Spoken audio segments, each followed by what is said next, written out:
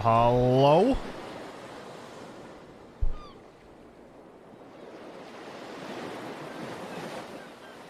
What's up, gamers? How's it going?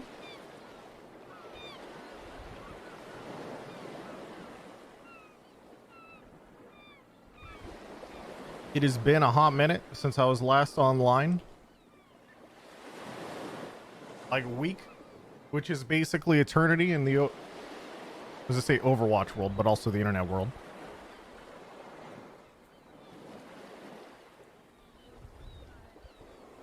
Where do I find their recent blog posts? Okay, I found them.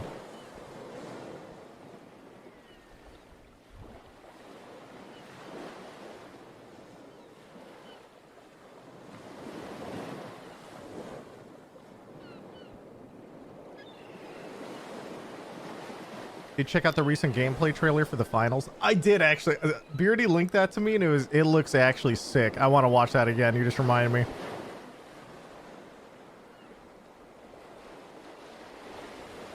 Okay, yeah, we watched that.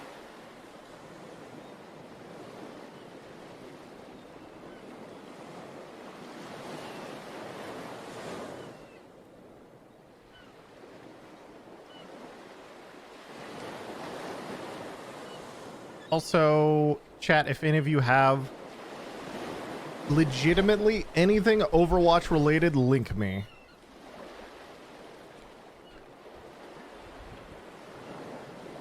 Apparently, PC Gamer put out a review of Overwatch 2, so I might skim that. Although, wow, it's actually pretty long. Actually, no, it's not that long. Never mind, take it back. I can link you some great Overwatch stuff, but I don't know if you want it on stream. Oh, okay, dude.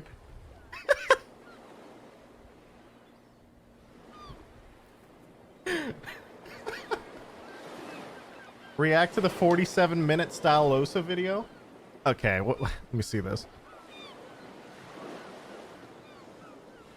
Overwatch related?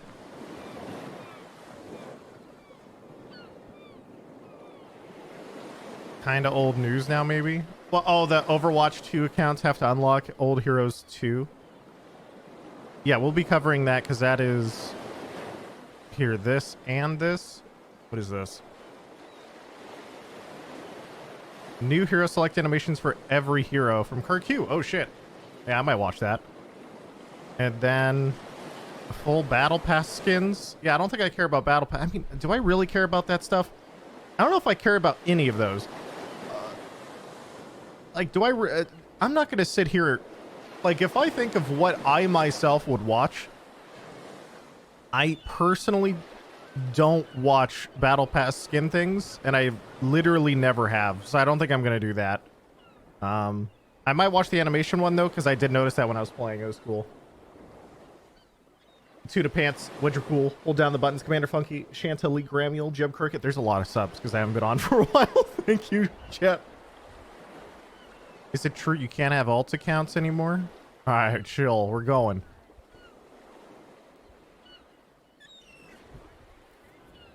Holy shit. I don't want to give them my phone number. All right, one sec. Let's watch an actual interesting trailer first, because apparently this trailer dropped a couple days ago when I was AFK. It was a different game entirely. Also, how's the Apex grind going?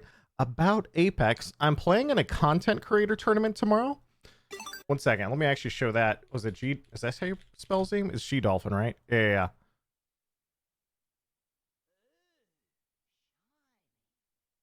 So apparently, let's see.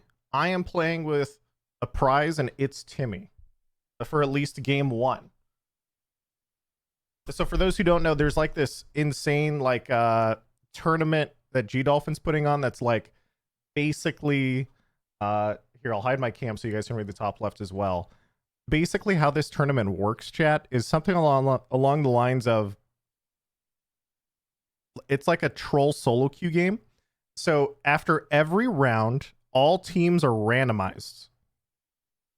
And it's like a tournament that runs like that. And so it's actually kind of cool. So it's like I will only play with that team for the first game, and then after that I can play with anyone. And it's just like a very, very silly, fun way to just get everyone to play with each other. And also, like, obviously, you try and get as many points as you can to win, which is kind of cool. Anyway, the finals pre-alpha gameplay trailer. Effects reunion. That is not the same effects from Overwatch, chat. That is he's like a 15-year-old kid in Apex named Effects who's gotten he's gotten ranked 1 Predator the last like 3 seasons in a row. How did you get chosen for it? It was just G-Dolphin.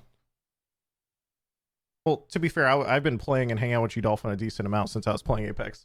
So he brought it up to me like a week ago if I was interested, and I was like, yeah, sure, but I might get fucked because I don't think I'm that good. Like, these guys are a lot of pros. And he's just like, don't worry, it'll be fun. And I'm like, okay. All right, let's watch this trailer. In the finals, if you can see it, our contestants can probably destroy it. The arena has loaded. Here we Was that 4 teams of 3, by the way?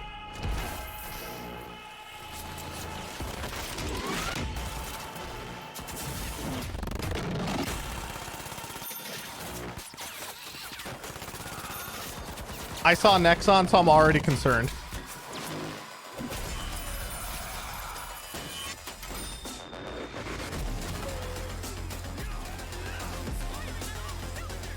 Reminds me of Hyperscape. Definitely not. Hyperscape was a lot more ridiculous than this, actually. This is like Screen Shake, the video game, but the amount of terrain destruction is actually sick.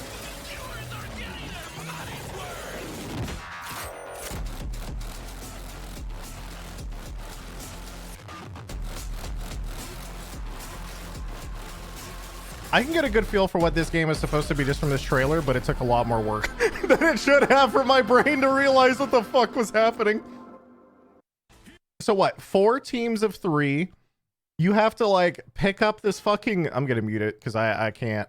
It's like a loot box or something, and you have to carry it and run around and turn it in. And to get the cash money. And then it looks like killing people gives you stuff. And then also terrain destruction, objects you could pick up on top of the box. Like that, like barrels and stuff, which kind of reminds me of like Half-Life 2 barrels from back in the day, which were really underused. Actually, I think in a lot of video games, just like the idea of like, well, here's just this random barrel, just throw out a bunch of stuff. Have fun, dude. And terrain manipulation, terrain destruction. I saw a turret. Obviously, buildings are falling apart, so terrain destruction is just the entire game. And it says, free-to-play combat-centered game show, virtual arena, you alter, exploit, destroy, build your own play style, blah, blah, blah. So it's just, it seems like it's like 3v3, but it's like 4 teams of 3 in one game, I think. Either way, I like that type. I think that's cool. It's like a half, almost reminds me, I don't actually know fully what it would be, but this seems like it'd be really cool. So we'll see. Also, what's up, Beaver? Thank you for the raid. Hope you had a good time, dude. Okay. Where do we start with, chat? I was going through all the news. I was just like, dude, I was gone for a week and they put out these giant ass blog posts. And then like the internet's all really upset. It says ready, check, prepare for launch. And I was like, the fuck do I have to do? And it's like, oh yeah, you got to activate your SMS. But I think I already did this because for those who don't know, I could have sworn that SMS Protect has been a thing for top 500 for like years at this point. So I don't think this is actually any different. It's just extended to the overall player base. And then download, merge your accounts if you have a console. Okay. Yeah, like 2 or 3 years. Yes. And then also there was a big review done by PC Gamer, which I'll probably skim because I'm a little bit interested in what, like, I guess what they would be interested in. But yeah, there's quite a lot to look at today. I'm guessing the people flipping out are not top 500, Smile. Oh, I mean, yeah, I genuinely have no idea because I haven't actually read the article. Did you check the CarQ new video about Overwatch 2 Hero Selects animation? Don't worry, guys. You know what? Let's start there. CarQ, revamp in Overwatch 2. he does such good videos, by the way. You guys all should. I actually love him. He is So you awesome. can now look at your husband, wife, and hamster friend with a little more excitement before. Okay, I'm not gonna watch this whole thing, but because you guys should actually just go watch CarQ's There you video. go. But it is actually This is the really, Overwatch really one. well Little done. So- Hee haha, what's so funny?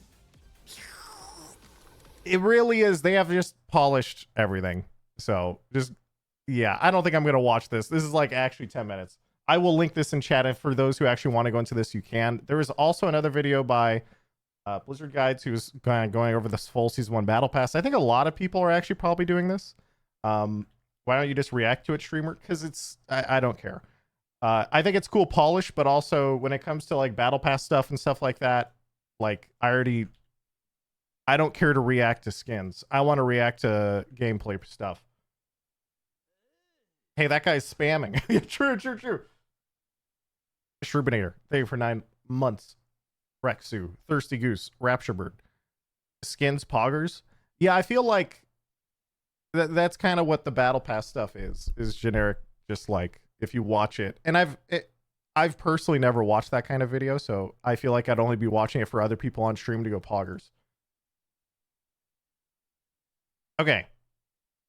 Initializing systems updating ranked for Overwatch 2. And then also this one was yesterday. Well, wait. This one was yesterday, which was apparently new ranks. This one was the day before. So we'll go in chronological order here because I've been gone. Seagull, I saw your YouTube debut on Flats' channel. Oh, yes. I was participating in the preview event for Overwatch 2. I did actually get to play stuff early. And I did help both Flats and Emong record YouTube videos while I was but yeah, did you have fun? Yes, but also give it a few days and you'll see my thoughts on that actually. Hamba Breeze, thank you for 18 months. CF Hurdler, thank you for 7 months. Yes, but Pepe laugh. Yeah, I know. Relax. Okay. Let's put myself in this corner because these guys are all left side. The return to the tuber? Yes. In fact, I already made the script, uploaded the audio, and did everything. It just has to be edited, and I found an editor, and they're doing all that stuff. So you should see that in a few days. I actually didn't want to release it by today because I specifically, it felt more, I wanted to do a video on, basically it's my thoughts on Overwatch 2 as a whole, and that will be on October 3rd when Overwatch 1 goes down. Mostly because it felt more, I don't know what the word for is it. Like, what's the word I'm trying to think of here? It's like when Overwatch 1 is death, here are my thoughts on Overwatch 2. It felt more like spiritually me appropriate. Yeah, that's definitely the word I'm looking for. Fitting? Yes. So anyway, Bad Patch Amari, what the heck? Thank you for the sub.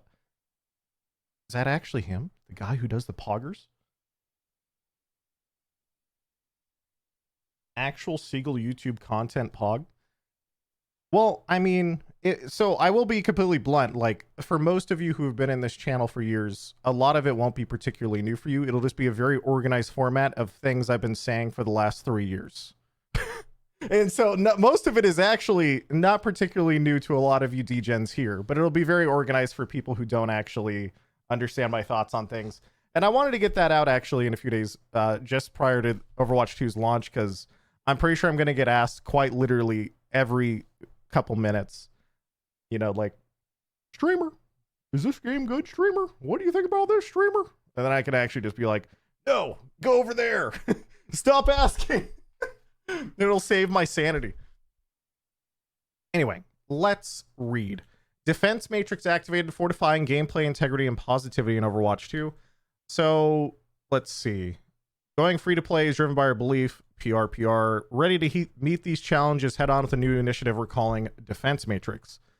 So basically, chat, when games go free to play, people can make trolls, smurf accounts, and cheaters everywhere. And so Overwatch has to do shit. And this is their way of telling you that they know what they're doing, because otherwise your game becomes a hellhole. It's not exactly like a... It just is what it is.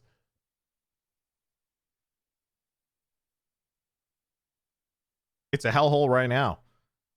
Yeah, that's true. But imagine the difference between right now where people still have to pay for the game at all, though maybe not. Can people even still buy the first game? Anyway, historically, you actually have to buy the game versus in Overwatch 2 when it's literally free. So anyway, so they talk about all this stuff up top. That's things like this initiative is spearheaded by a group made of cross-functional teams throughout Blizzard, defined a set of goals that's guiding our mission to ensure a great experience for Overwatch. It's a little bit PR. So I'm just going to skip to the good shit. SMS Protect brings meaningful change when it comes to disruptive play. This additional layer of security is an industry-proven solution in combating both cheating and disruptive behavior, further protecting your Overwatch 2 experience from bad actors.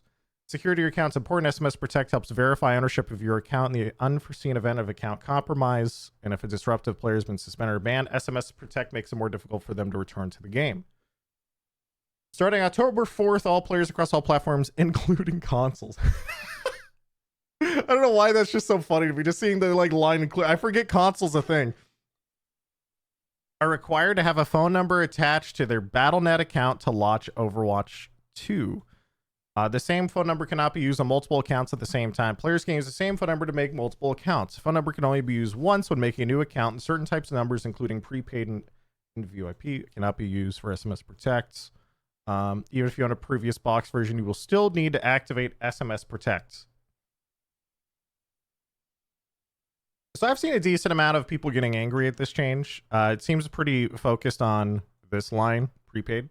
I have no idea personally, because I just genuinely don't know enough about cell phones, I guess.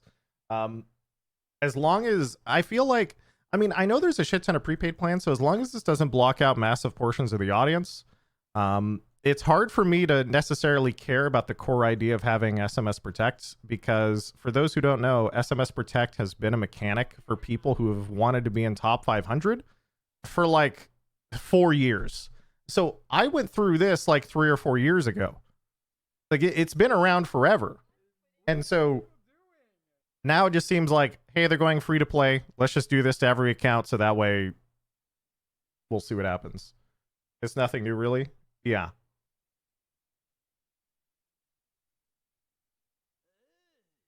Even if it only inconveniences trolls, I'm all in on it. Well, no, I mean, it's just about putting little barriers in front of stuff to make it slightly more annoying for people to try and make troll accounts. It always works. Even if it's only like small things that make it more annoying, it just means that people are less likely to do it. But anyway, I don't consider this, I don't know why people get so angry about this other than the prepaid thing. Like if I was playing Overwatch 1 and I had a prepaid phone account or whatever, and then suddenly I try to log in, like, oh, you can't play your game anymore. Obviously that's bullshit. That should be changed. If you're like, you know, all that should be fine. But everyone else, this is very normal. Like I've done this personally in Overwatch for years in top 500. So I guess I'm super biased. I genuinely don't care.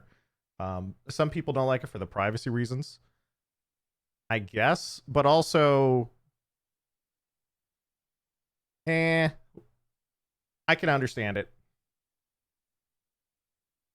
Is there no better way? This makes it annoying for regular players more than cheaters. No, this is really bad. Come on, dude. Wait, I guess I just don't understand. Do you guys, I mean, guys, I personally think that a company could find my phone number really fast. And personally, if someone on the dev team wanted to find my phone number, they already could. Like just typing in my phone number on a form. Well, I guess technically I already did this 4 years ago, so I have no idea. I don't understand how this is more annoying for anyone other than people who are making new accounts constantly. The only people, again, who I think should be upset about this or potentially wary about this are people on prepaid phone plans and people who might be in regions that get banned out. Do you guys not have phones? Exactly. This, but unironically.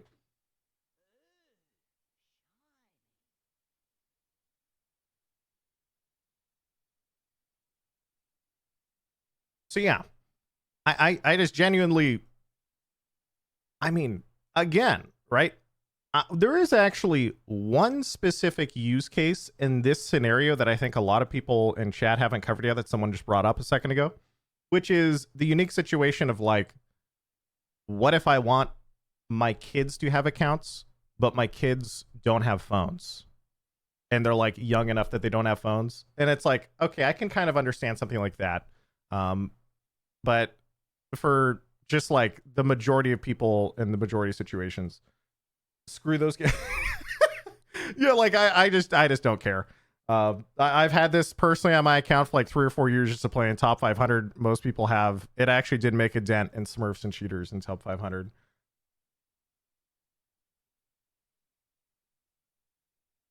Okay, let's keep going. That has to be the majority of consoles, though. Dude, I don't know. How are their kids old enough to play Overwatch on their own account but not have a phone? You may not have the money. There's a difference, right? Because this is free now. That's the point. They never asked for my phone number in bottom 500. True. True. Systems design. Overwatch is a social system with many in-game spaces where players interact, communicate, and work together. These spaces all improve blah, blah, blah, blah, blah. Machine learning and audio transcripts. For years, our team has used machine learning to detect and prevent disruptive behavior, cheating, and disruptive text chat. Multiple systems. We're expanding our detection capabilities by introducing audio transcripts in the following weeks after launch. Audio transcripts allow us to collect a temporary voice chat recording of a reported player and automatically transcribe it through speech to text programs. The text file is then analyzed for disruptive behavior by chat review tools. Once the audio recording has been transcribed to text, it's quickly deleted as the file's sole purpose to identify disruptive behavior. The text file is then deleted no longer later in 30 days. Seagull, why don't you tell chat the real reason they're adding SMS verification? I stole Aaron Keller's copy of Sonic Adventure 2 for the Sega Dreamcast and he's trying to call me to get me to return it. It won't affect most of the player base, just me. That's tough, bro. That's tough. Thank you, Dinosaur Wizard. Okay, so what? So what is exactly changing here? Introducing audio transcriptions in the following weeks allows us to collect a temporary voice chat recording of a reported player and automatically transcribe it through speech to text programs. Text file 30, and then it's deleted after 30 days. Chat, I already thought games did this. I know Valorant has been doing this since launch. Didn't that come out like over like 2.5 years ago at this point? I could have sworn Apex also did this. I'm actually more surprised that Overwatch wasn't already doing this because like this. Yeah, but this is Overwatch. Okay, yeah, you're right. They were kind of busy, I guess. Yeah, you're right. Fuck. Bob Timson, thank you for the 1 year. Yeah, this is not abnormal. Like other free-to-play games been doing this for ages. It's literally just good luck transcribing the audio of a 12-year-old kid with a $1 Walmart microphone. They always recorded audio, but they never did audio to text. You know, now I think about it, how the fuck would this system work in Apex? There is no way, like, nah, there's no way. I actually take it back. There is no possible way Apex's voice quality is good enough to do this. There is no way. I would love to watch. Like, now I actually want to see someone do that. Just like yoink some machine learning, because there's like a lot of different AI services out there that do like transcription services of things like, oh yeah, I'll just take speech, put it in text. I want people just to record through Apex audio and see what disaster AI tries to come up with. It would be a shit show.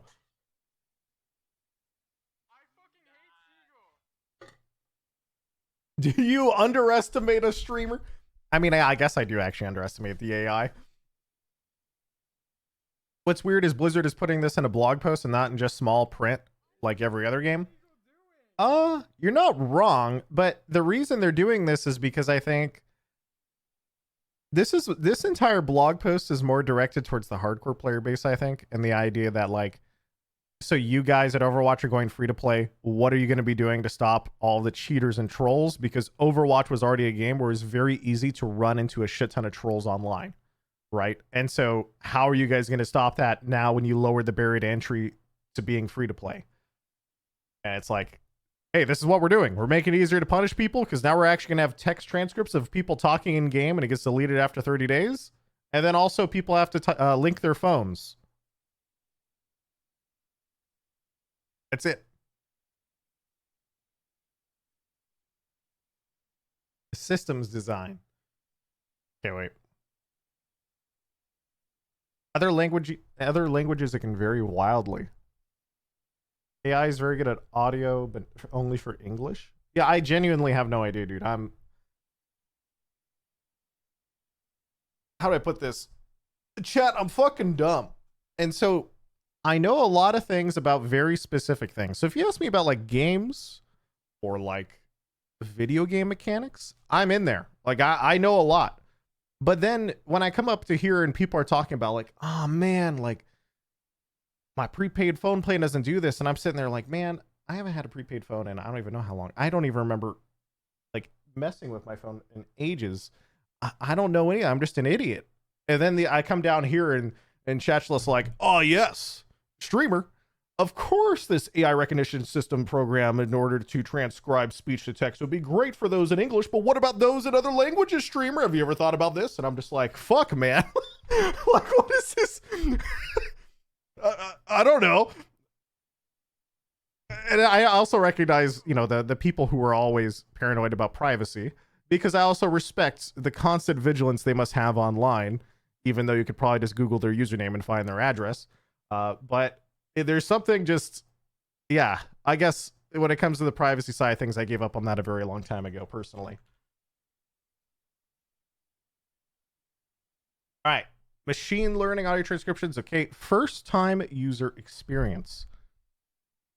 Look at the size of that thing. Hearing all these people complain about prepaid phones makes me wonder if my poor ass really is the 1% Pepe laugh. Hey, 1%? It's I think of it the vibe.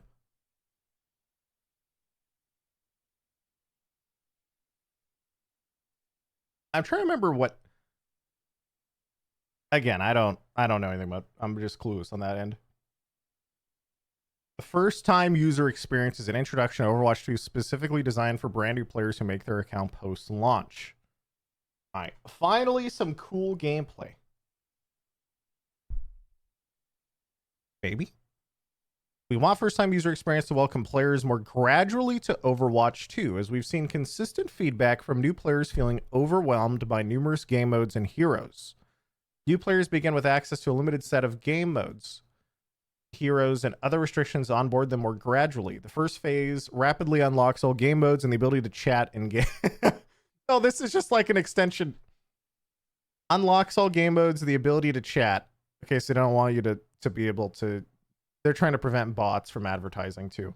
And the second phase unlocks all the original Overwatch characters over the course of approximately 100 matches. I gotta say, 100 matches makes it sound pretty bad. This focused experience eases new players into the world of Overwatch by teaching them about different modes, rules, and other high-level aspects of the game in an approachable way.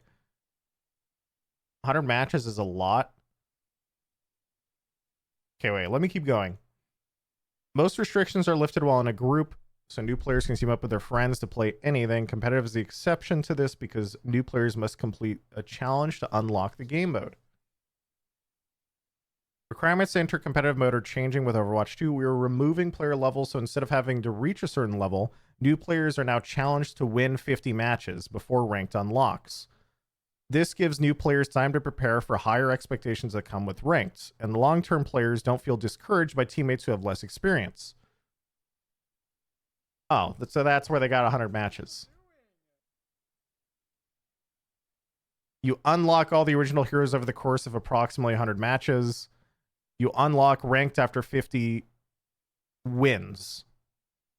So most people win about half. So yeah, that makes sense. This gives new players the time to prepare, blah, blah, blah. I mean, let me keep going here. While this process helps new players join the fun, it's also an effective way to discourage disruptive behavior and cheating. The first time user experience is an investment to complete because it takes time to unlock game features. Competitive specifically cannot be accessed without winning matches. Disruptive players are unable to immediately affect the larger community with things like voice chat and match chat unlocking later in the first time user experience. Brand new accounts made by cheaters or disruptive players will all have to play through this experience, giving us a chance to identify suspicious accounts before they enter other game modes. First time user experience was designed to make Overwatch 2 a welcoming, approachable, and fun game for everyone who chooses to play. This experience only affects accounts made on or after the October 4th release date, so only brand new players. Anyone who played prior as well as Watchpoint owners will not have to play through the first time user experience. God damn it. Why'd you guys have to include the bottom?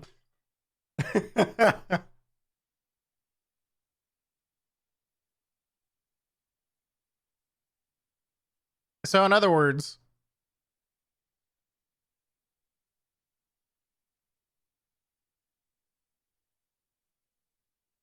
$50 quick play matches before ranked unlocks. There are 30 to 35 characters. I'm trying to remember the exact number. It's somewhere above 30, but I don't think it's 35. In Overwatch 1. Unlock them over 100 games. So what? You unlock a new character every like 3?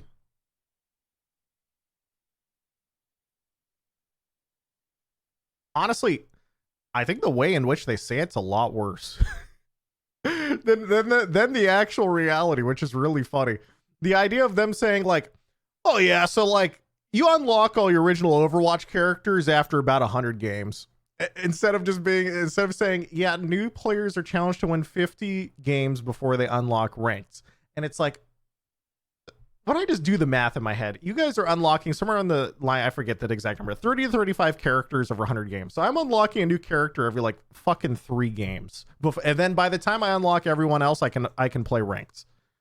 And it's just like, okay, so by the time I get to ranked, I still have everyone anyway? That's a long time.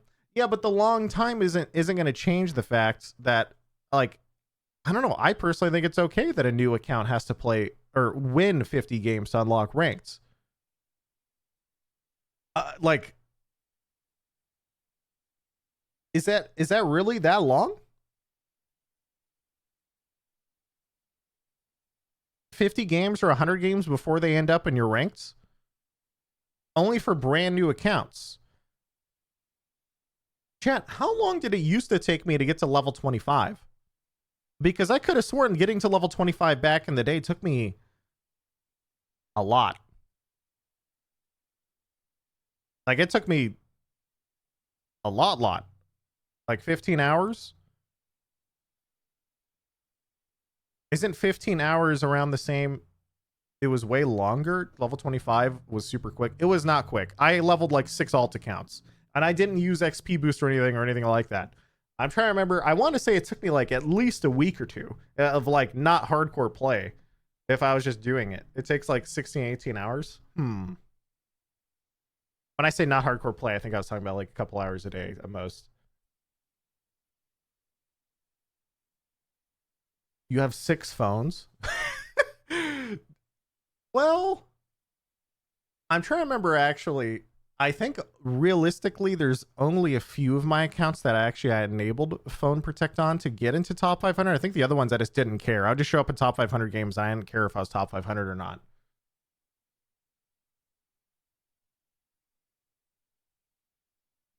Winning 50 quick play games could take months, maybe years. Yeah, true.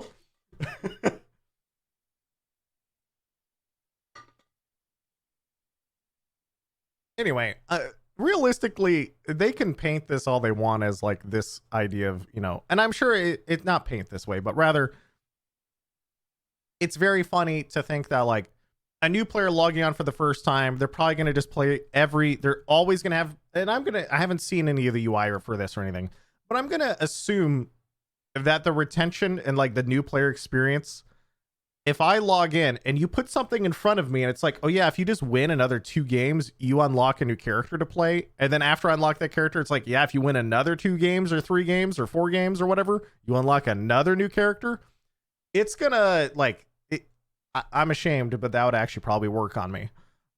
Because I just like to make the number go up. And so it's not surprising, but also like I get why all this exists. And the fact is, chat, I don't spend my time in quick play.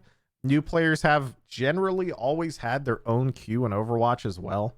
So If they have everything unlocked by the time they get to ranked, I don't think I care.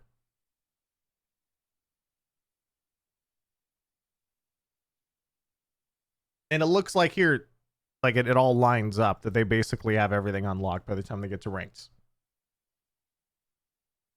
And it's a nice, it just seems like a why not. Everything unlocked except new heroes.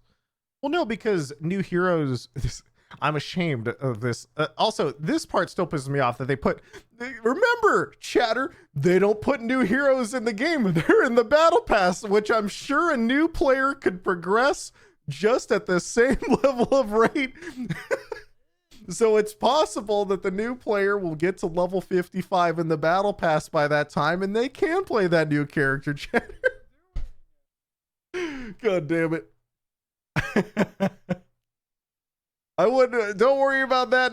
It'll be fine. And if not, don't you worry. Maybe they'll just end up buying the Watch Point pack in order to not play through the first time user experience.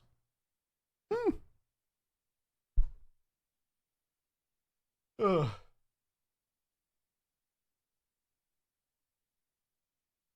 Blizzard guides estimate around 5 weeks to unlock level 55 you play casually. I mean, the other part about it is still, I don't even have to take estimates from content creators on this type of thing. Instead, all I have to do is really look at Blizzard's response in an interview. I can actually go find this interview again, because now that this has popped up again, give me a second, I'll load it.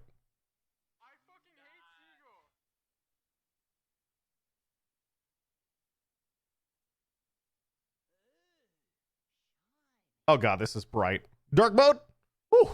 Oh, thank goodness.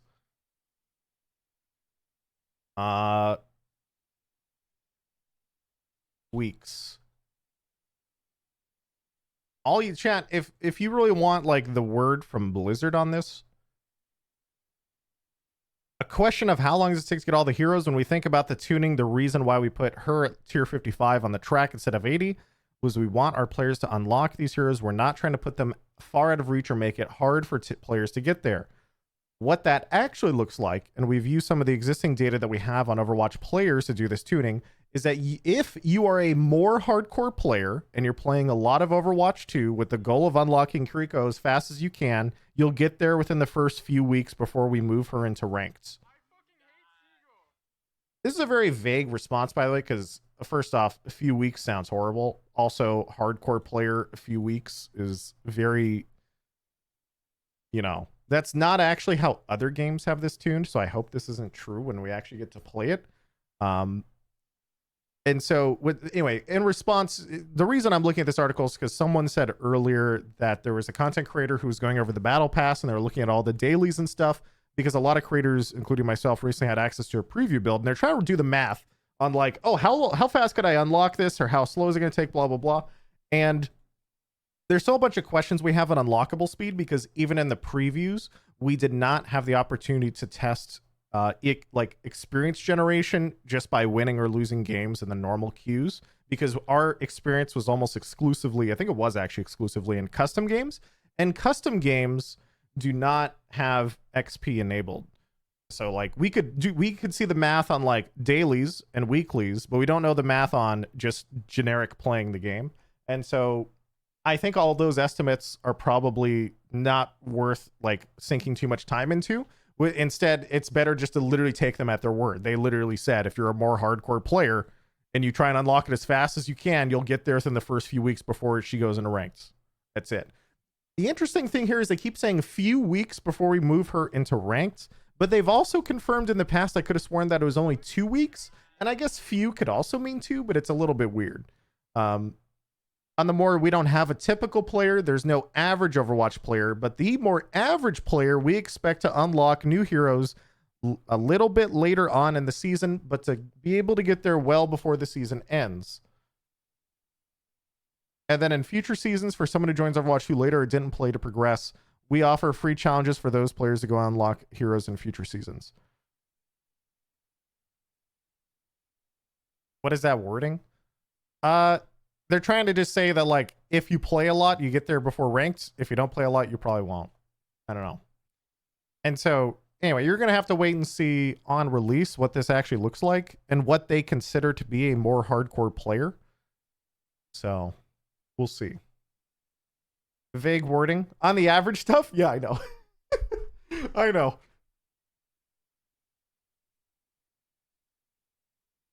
Did you also get to see seasonal challenges? Those might front load XP. And I did see that.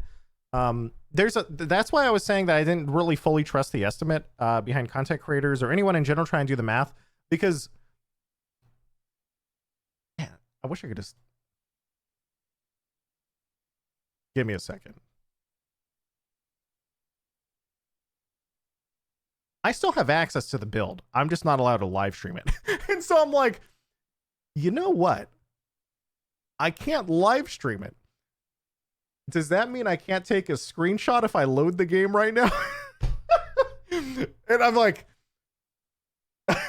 so stupid.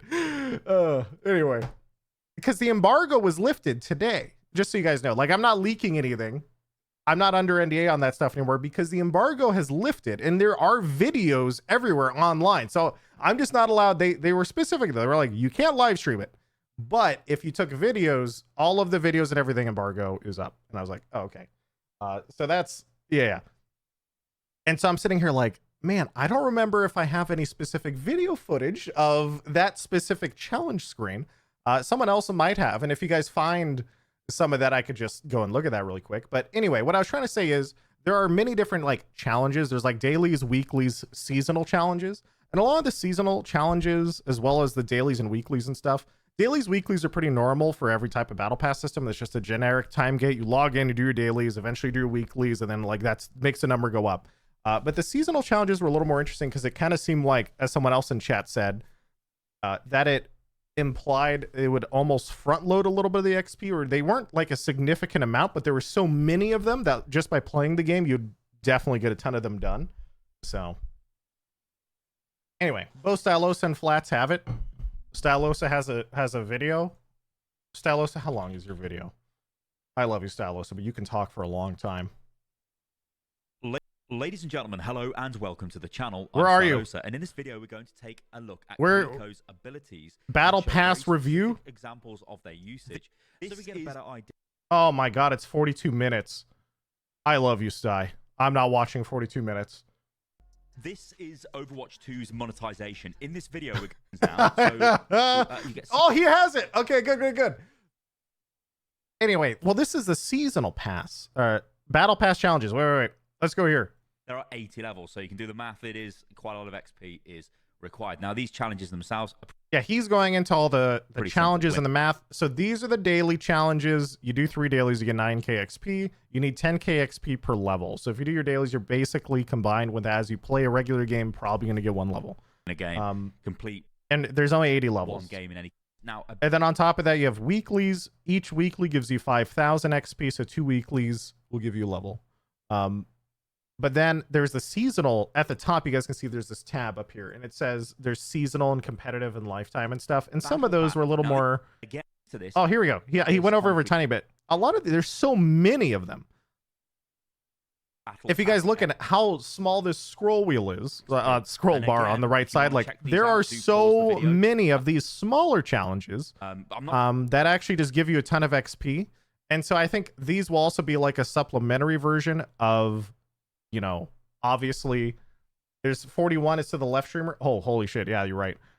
And so what I was trying to say though was this is like a small amount of XP each, but trying to math out how much you're going to eventually get becomes pretty difficult because these are like, there's just so many of them at random. I don't know if they're going to be a super significant amount of XP, but I feel like this combined with the wins per, not wins, sorry, with the amount of XP you get per game, it could be interesting. I'm going to go into detail on all of these because the bit.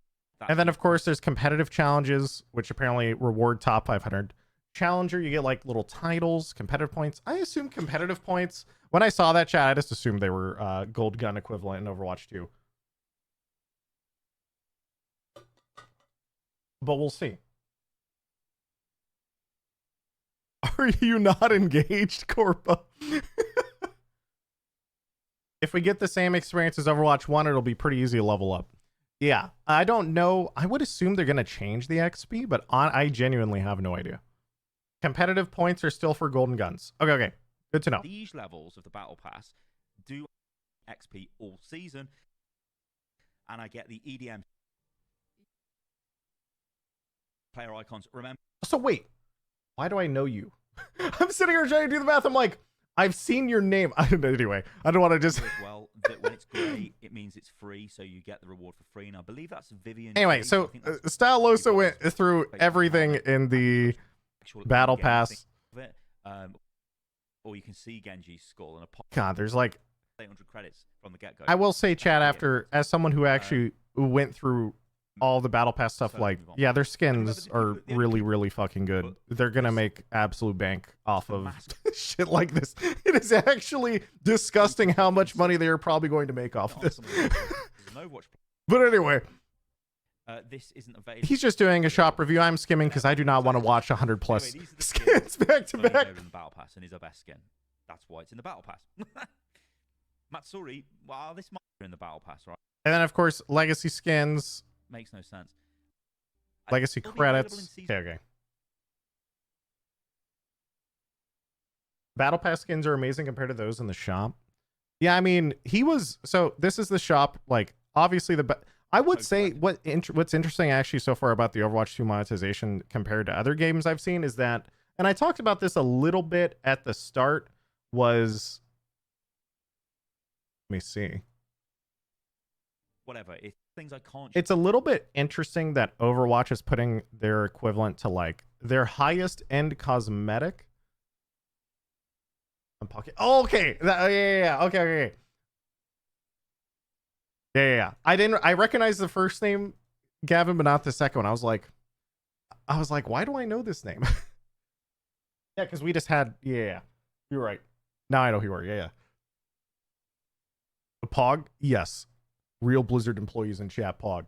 Stylosa is feasting. I fucking love Stylosa. Stylosa is the type of guy who, and someone always has to do what I call the dirty work, right? There's a new battle pass. Stylosa is my guy. Like, if I actually need to know what's like a full fucking breakdown of something, I know Stylosa is going to be there with a 45-minute video. Probably to break down every possible thing on everything in this ridiculous game. So this And is probably what you can and I do just in go the battle and pass. I just go to him. I know he's gonna do it. This is the new. Anyway, back to the monetization though, was this idea that like I find it interesting in Overwatch's battle pass system as they go towards Overwatch 2. Other games like Apex, for example, they put their heirlooms, and I swear they're like probably what 140, 150, 100. They're like a ridiculous amount of money. And they put that specifically in the shop. But Overwatch 2, they specifically, it's $160. Oh, okay. And so they specifically put their highest tier and highest end skins in the battle pass, which I find interesting because it means they're trying to stack the battle pass over anything else. And it's going to be really interesting actually to see the quality of the skins in the shop versus the battle pass as time goes on. Overwatch But we'll League. see. And inside the shop, you've got the featured section, and then you've got the just for you section, which takes us down to the bottom. Now, let's go over this. So, firstly, Premium Battle Pass. I've already got this, so it's pointless me showing that. I've already showed it you. Skins. Now, you might be thinking, well, this is crap. I've got everything inside. I love skipping, and it's like, this is crap. Point pack. So he's looking at watch point pack stuff. Because Okay. I can get a skin. Now, All right, wait. This is actually something Mega interesting long. I saw. He saw a lot of time. Bundle 2 Starter Pack Season 1. I was wondering if someone else would catch this. This is what I was trying to look for. Time to go over everything. Anyway, this starter pack. Now, this gives you coins, which is great, 500 coins, and it costs £4.39. Now, that is the price of 500 coins. So, it's already building into your head. Actually, wait, no, this is a deal because I Yes. can get a skin. Now, here's the thing. I noticed this as well when I was looking over the shop a little more specifically. They basically have these little starter packs chat where it's just like, oh, hey, you want a free skin if you buy 500 coins? It's just built in. You just buy 500 coins in this season pass and we'll just give you this skin on top. With It's Overwatch. just the deal. If you're not doing Simply, it's just do You it. just don't care. Don't you want to do it? Aren't you going to do this? buy the Fortnite skin. does the same. I'm pretty sure all of these games do something similar to that. It's mostly just like standard monetization practices that are used in every game like this. It's mostly just funny. You just don't even care. But if you're going to buy 500 coins, you may as well buy this because you'll get a skin as well. You see what I'm saying? If you're a Doomfist main, you're going to buy this skin. Now, why isn't this skin in the Battle Pass? Well, I'll give you about 5 seconds to explain why this. Because they want you to buy it. And why the green Cassidy or the Junker Queen leopard skin print skin is in the Battle Pass. Oh, That's God. right. They're nowhere near this level. This is an epic skin, All right. and it looks borderline legendary to me. This does. So you can see what they're going to be doing. I mean, going that shit forward. is a The good legendary stuff will skin, be in in my shop mind. or at the end of the Battle Pass. As All right. Enough about the shop chat. I've had enough of the Corpa, as we all say here. Thank you, Stylosa, for diving into that. If you guys are actually interested in diving into quite literally the full shop review and Battle Pass, I am sure Stylosa's 42-minute video will cover it for you. But there's something a lot more interesting that I haven't yet watched, and that is Overwatch 2 announced yesterday that they were redoing ranked. And they actually have their first post on that, which I find personally a lot more interesting because I play ranked pretty much what I'm actually playing Overwatch 90% of my games. Actually, I would say even higher. Streamer, Google is shutting down Google Stadia. Man, Google shutting down at a project? This would never happen. Google would never. Google is shutting down Stadia. Stadia will be carrying this work forward in other departments. I can't believe this. Google shut down oh my God. They've never done that before. Oh. I will say one thing about this chat. I saw a take from someone on Twitter, and I forget who it was. That was something along the lines of like, thank God all this stuff isn't becoming more popular, because otherwise we would have to get used to playing with the most ridiculous latency built into video games, because all cloud gaming and systems like this, it just the latency and everything is such a subpar experience compared to like, and it kind of really what it kind of feels like is they're all trying to just be what is like effectively a Steam Deck or something, but it's just, yeah, so it's not surprising. But anyway, it's fine for solo games. It's okay for some games, I think. They're refunding all purchases. Okay, wait, I didn't actually scroll or even read past the headline. I'm just an idiot. That's pretty impressive. Anyway, initializing systems, updating ranked for Overwatch 2. It was in the title, Blindbird. Okay, I wasn't paying attention. It was directly below the headline. Gotcha. Competitive play has been at the heart of the Overwatch community for years, and we have long-term plans to nurture this game mode far into the future. Man, chat, it is truly impressive how much I'm blind, because I swear half the time I'm not even looking at my monitor. I'm just reading like chat on my other monitor. You know what I should do? I could probably become like a chat reading god. I should just overlay chat on top of my game. Like for me, not you. And then I could just play the game and read chat at the same time. Like right on the crosshair? Well, no, because then well, maybe. It depends on how transparent it is. Anyway, but why? Because then I could play the game and actually aim, but then I would also read peripherally chat. You know what I mean? Like a chat crosshair? Well, no, I mean, that sounds a little worse. What if chat starts spamming KEKW while you miss? Siegel, check this out. Transparent Twitch chat overlay. Wait, what? Oh my God. Is this just for me? Wait. On top of windowed or borderless windowed. Typically would be used by single monitor streamers who need to see chat while playing. Okay, even when I was a single monitor streamer, I remember I talked to Moon about this back in the day. He used to play Overwatch on a single monitor, I want to say for like the first year or two of streaming. And so he would play it like windowed off to the side, and he put chat like directly next to it. He probably would have used something like this instead of that system back in the day. But I remember even when I was a single monitor streamer, I think instead I just had it on my phone, and I just read chat on my phone instead, like directly below my monitor. But this actually seems like a pretty cool thing for a lot of people who might not have multiple monitors. I like that. That's cool. The only downside is you have to play windowed. So you get that like extra input lag, and that kind of sucks if you're playing a competitive game. And it doesn't require a login. Oh, that's sick. That's awesome. Okay.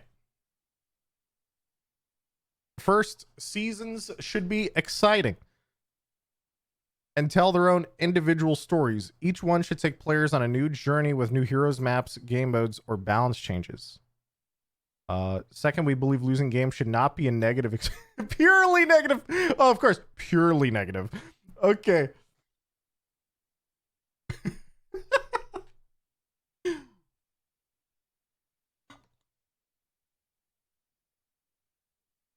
Competitive players should feel a sense of progression after games. We want to provide players the tools needed to improve and rank up.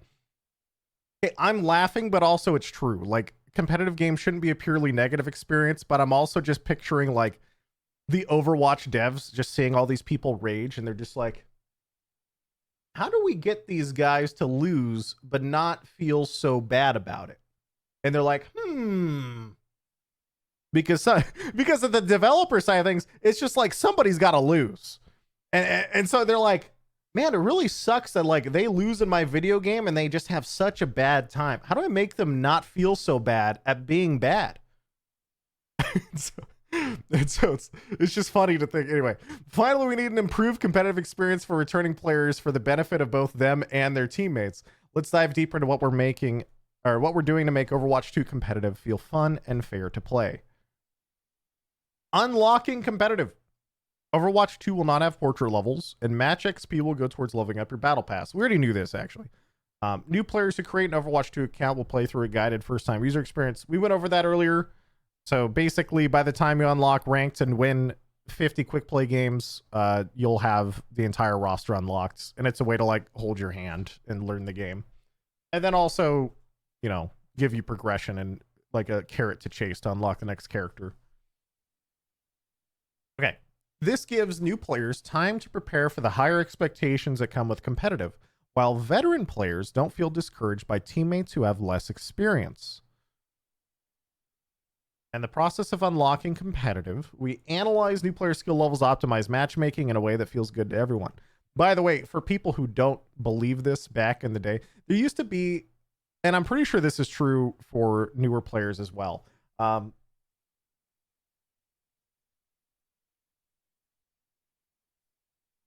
why is the Butterfinger account in my Twitch chat? I saw you typing.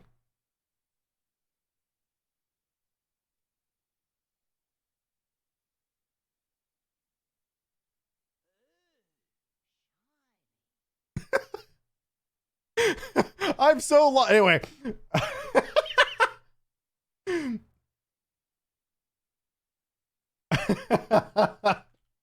Corp, a new sponsor. Okay. Anyway, keep going. Ignore the corporate. This gives new players time to prepare. We analyze new skill levels, optimize matchmaking way it feels good.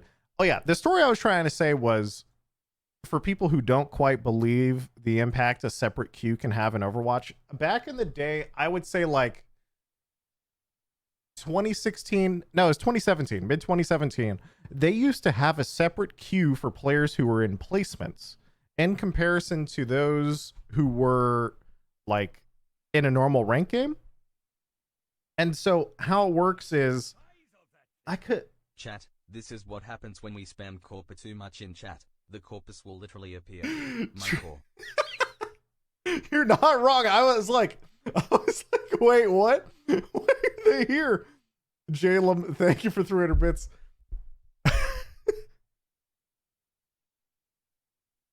Anyway, the story I keep trying to say, and I get stun locked by big corporate in chat, was back in the day, playing in your placements had a different queue entirely than playing a normal rank game. So there's a screenshot I think I posted a while back that was floating around of me sitting in a 3 or 4 hour queue. And I think it popped after about 4 hours because I happened to be high MMR, but in placements. And so the game had its own separate matchmaker. It refused to put me in ranked, like a normal rank queue.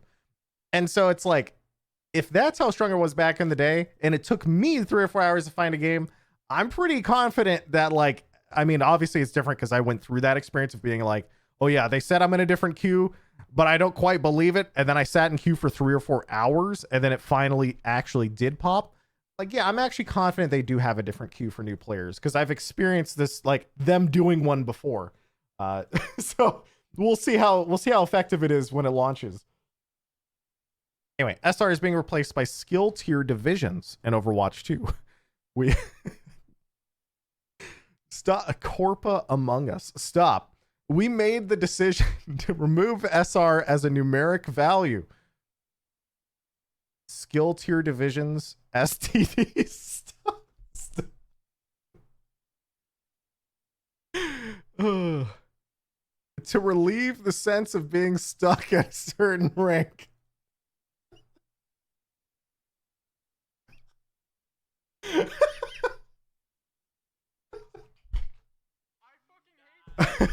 God damn it, chat. What, chat? Why do you guys gotta be like this, man? I'm just trying to read a blog post, bro. All right. Seeing your SR go up or down after each match almost felt like taking a test. I can't.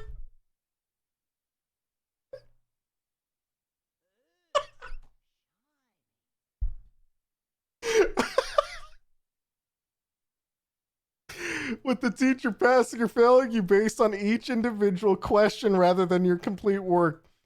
Siegel, it's not on you, it's on them. You know, I'm trying, guys. It was a lot of pressure, and it doesn't give players an accurate representation of how they're performing overall and competitive. Okay, we made it through it. Woo! I was not expecting this to be this funny. Tiers still exist in competitive. Bronze through Grandmaster. Each tier will have 5 divisions ranking from 5 to 1, lowest to highest. As you progress through each tier, your division will count down until you rank up to the next tier. Top 500 will not have tier divisions. Okay, wait.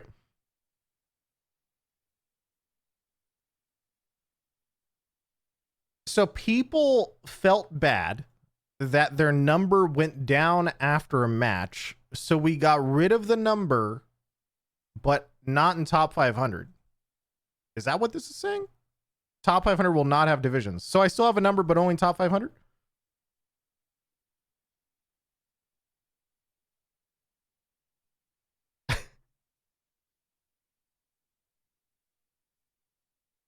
That's because top 500 is STD free.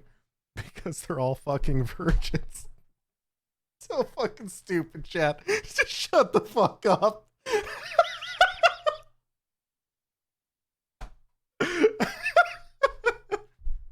It's just so, dude, I swear, man, this blog post. Oh god, that was a good one.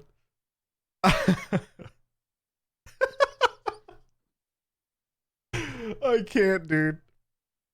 Tier divisions. Oh, thank God they didn't keep it as skill tier divisions. Tier divisions represent the same skill levels as SR, but they give players a higher level view of where they're placed in competitive. Each division represents approximately a 100 SR range. Players will receive a competitive update every 7 wins or 20 losses instead of every single game. Okay. Yep. I actually love the idea that they actually had to include the 20 losses in case someone literally goes 0-20. Don't worry, guys. You'll get updated eventually.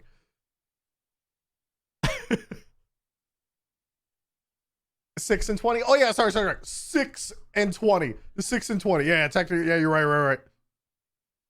Not wrong. So if you ever go, 6-20 chat, don't worry. You can, your MMR or SR, your SR will be updated. I've done that a lot. Yeah, I've had days like that too. Don't you guys remember that one day back in the day, chat, where I got mad and I was ranked 6 as Genji. I think I was like 4,700. And then I said, no, I'm going to learn Lucio. So I just ran it down mid as Lucio for the next 8 hours until I was 4,200. I remember the chat was very mad. There was no roll queue back then. There was just one number. I still remember that day. It's been 5 years. I still remember that stream. Oh god, dude. I am GH. They for 35 months. All right, let's keep going. So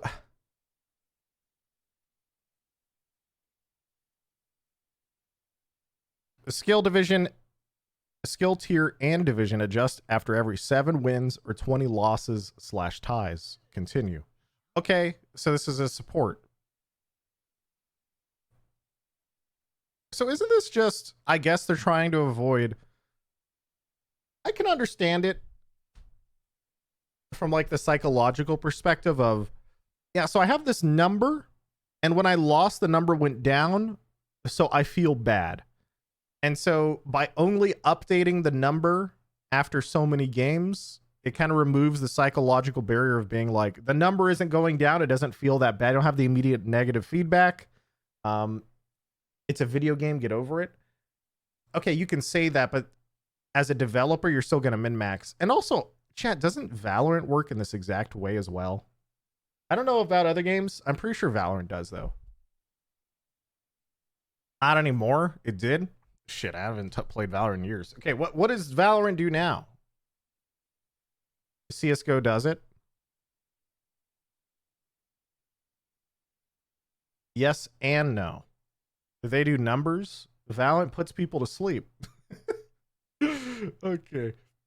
Not wrong, but after 100 SR, your rank goes up. Numbers, it's just a big, beautiful number. All right.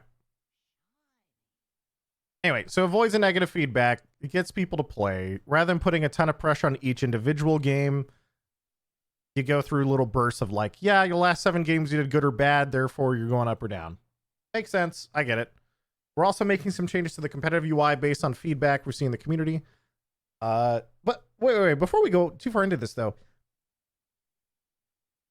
But they said this doesn't work at top 500. So does that mean that, like, my rank doesn't change at all? I just get to top 500, then I just have my normal SR again, and it's just exactly the same as Overwatch 1? Or wait, how's that work? You just have a rank with a number. Oh, okay.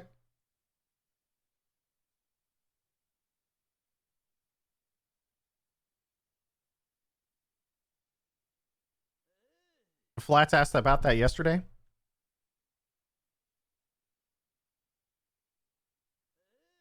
Literally no change for top 500 players. Yeah, so just like we'll pop up with like the top 500 and then the like the number in top 500 I am. I'm okay with that. Like, that's fine.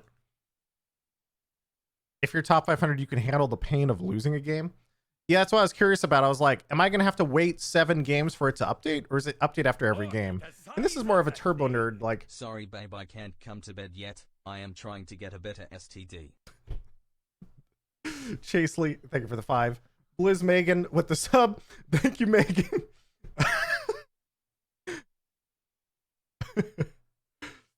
All right, let's keep going. And top 500, it's after every game since it does not have skill tier divisions. Okay. That makes sense. So in other words, reduces some of the anxiety people have around watching a number go down. You feel like you don't have as much pressure on you. You get a fancy division instead of a number. But I will say, why are you too worried about top 500, Seagull? Hey, listen, even at my most rusty, okay, I was a top 500 gamer the last time I played Overwatch. Okay, just to let you know, even when I was the most rusty I've ever been, I was like 4,200 or something. All right, which unfortunately, yeah, but you're 30 now. Okay, dude, you just wait. You just wait. Oh fuck. The introduction of the new scoreboard will help you identify your team's needs and adjust your strategy accordingly. We're removing medals from the scoreboard because they were too arbitrary to paint an accurate picture of a player's contributions to their team. Our goal is to communicate info about how the match is progressing in a more open and transparent way. This is, out of anything for Overwatch 2, a scoreboard makes me so happy. I love a scoreboard, dude. It's like, that is all. Anyway, it's something really small, and I know a lot of people aren't going to care, but some of my most negative experiences in Overwatch 1 were those moments when like you are getting blamed for something that isn't necessarily your fault, and or that like you're performing really well but maybe no one can see. And now it's like, well, no, I don't just have gold damage, like you can actually see I haven't been dying, or like I'm getting a ton of kills, or like, yeah, you don't have to feel the need to defend yourself on being effective or not. And I feel like that's so basic. And it's kind of funny because the lack of a scoreboard was to try and prevent people from yelling at people, but instead by like removing the scoreboard in the first place, it allowed people to blame anyone for any reason they wanted, because there was no objective like reality to show people. It felt like it did the opposite. At the very least now, I mean, you're definitely going to get flamed occasionally, like, oh my god, you've died 5 times, nice 1 kill, idiot, or like, nice damage, bro, you know, silly things like that. But at least it's not, I don't know, at least it has some basis on something. The scoreboard, also subflats. Exactly. Is mitigation? Yes. So this would be like, you know, the Reinhardt has 1800 blocks. You know what's interesting here? Why does Bastion have a mitigated stat? Is that the mitigated by Bastion's Ironclad passive?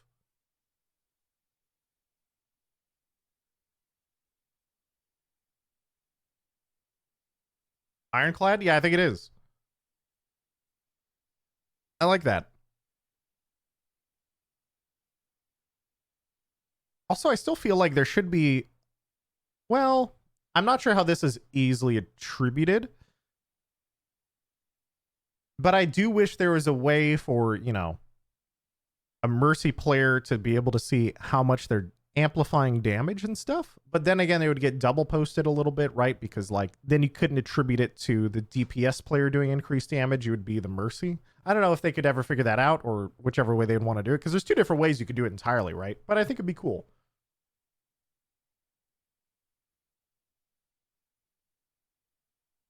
Put it on mitigation? I have no idea. We're actually talking about solutions to that problem right now. Oh, sweet. I've always kind of wondered, okay, since there's actually a Blizzard person in chat, when it comes to statistics like that that are a little more nerdy, I feel like if you guys will ever add like a post-match screen with more of a breakdown, that's probably where it would fit easier than the quick screen of something like a scoreboard. Because I remember, I think you guys once talked about having more stuff post-match. I don't remember if that was true or not. Like League of Legends. Yeah, I think League does it. Valorant does it. A lot of games do it where, you know, they'll give you like the quick breakdown during the game, but after the game's where the like a bunch of stuff you really want to nerd out is, and that's cool. Anyway, let's keep going. I keep scrolling. Oh, god damn it. Okay. Listen, I was still reading. Okay.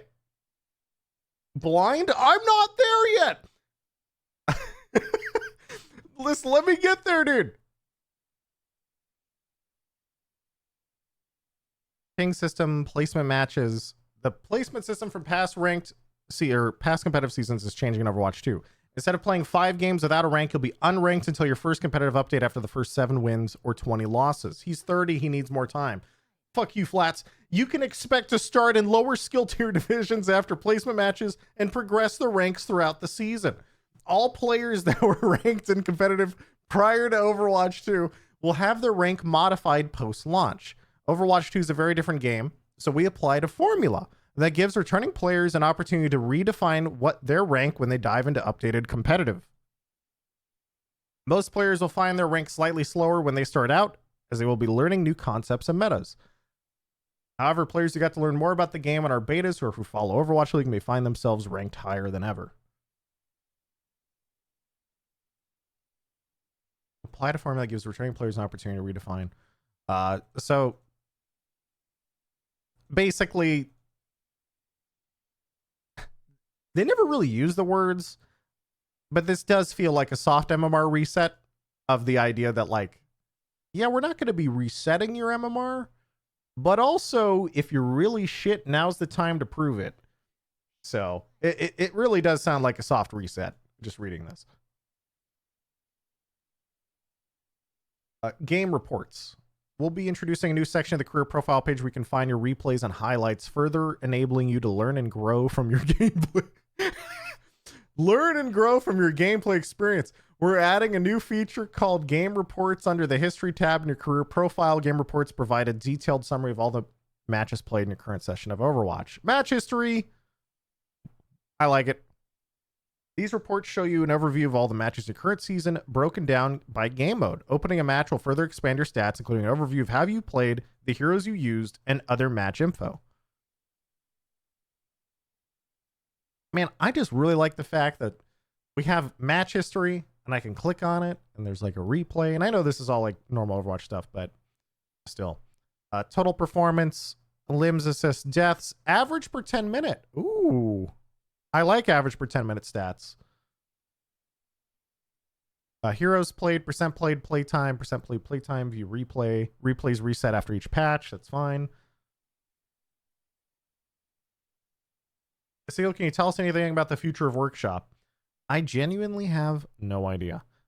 When it comes to Workshop stuff, I assume that obviously it'll still be there in Overwatch 2. I just don't know how, like, porting over Overwatch 1 workshops and Overwatch 2 works. You might have to, like, I genuinely have no idea how that stuff works. Cactus Puppy's in chat, and he does a lot of stuff with workshop stuff, and he says hit me up. So he will probably be able to give you more info on that end.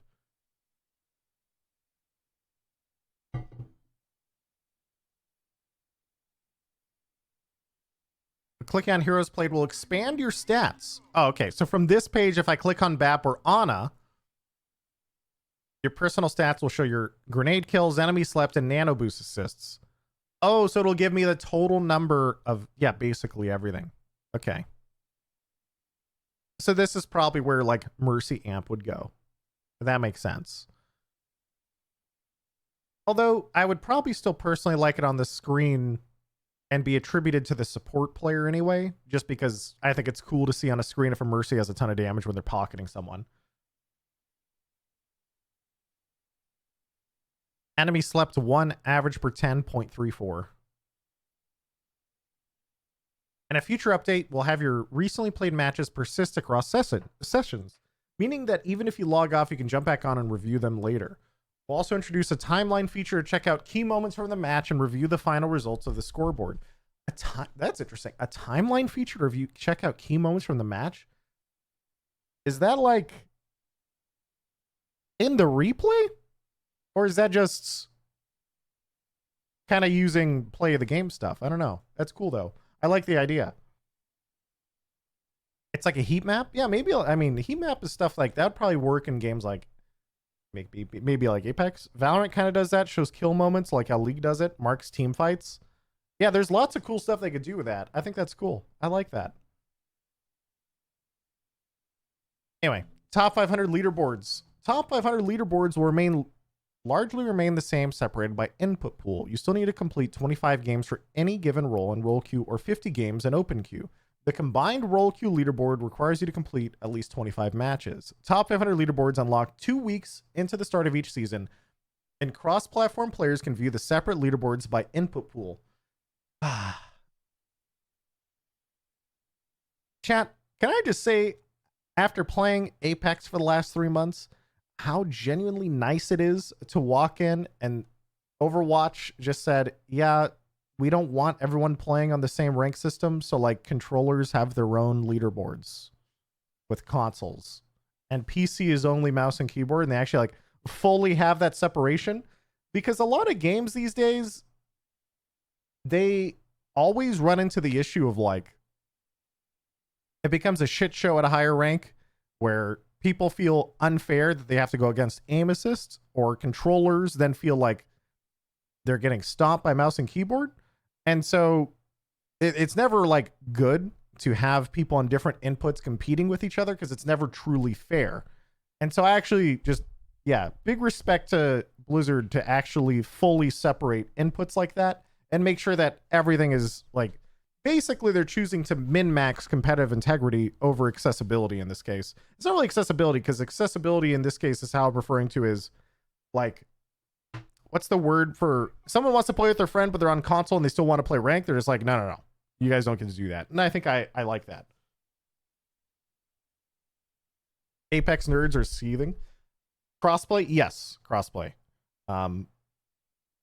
It's been a constant topic in Apex Legends as I spent a few months there. Like, for example, when I was playing with a bunch of competitive players, I'm actually playing an Apex tournament tomorrow. I would say like probably the majority of people I run into at a high rank are on controllers because aim assist in that game is very powerful.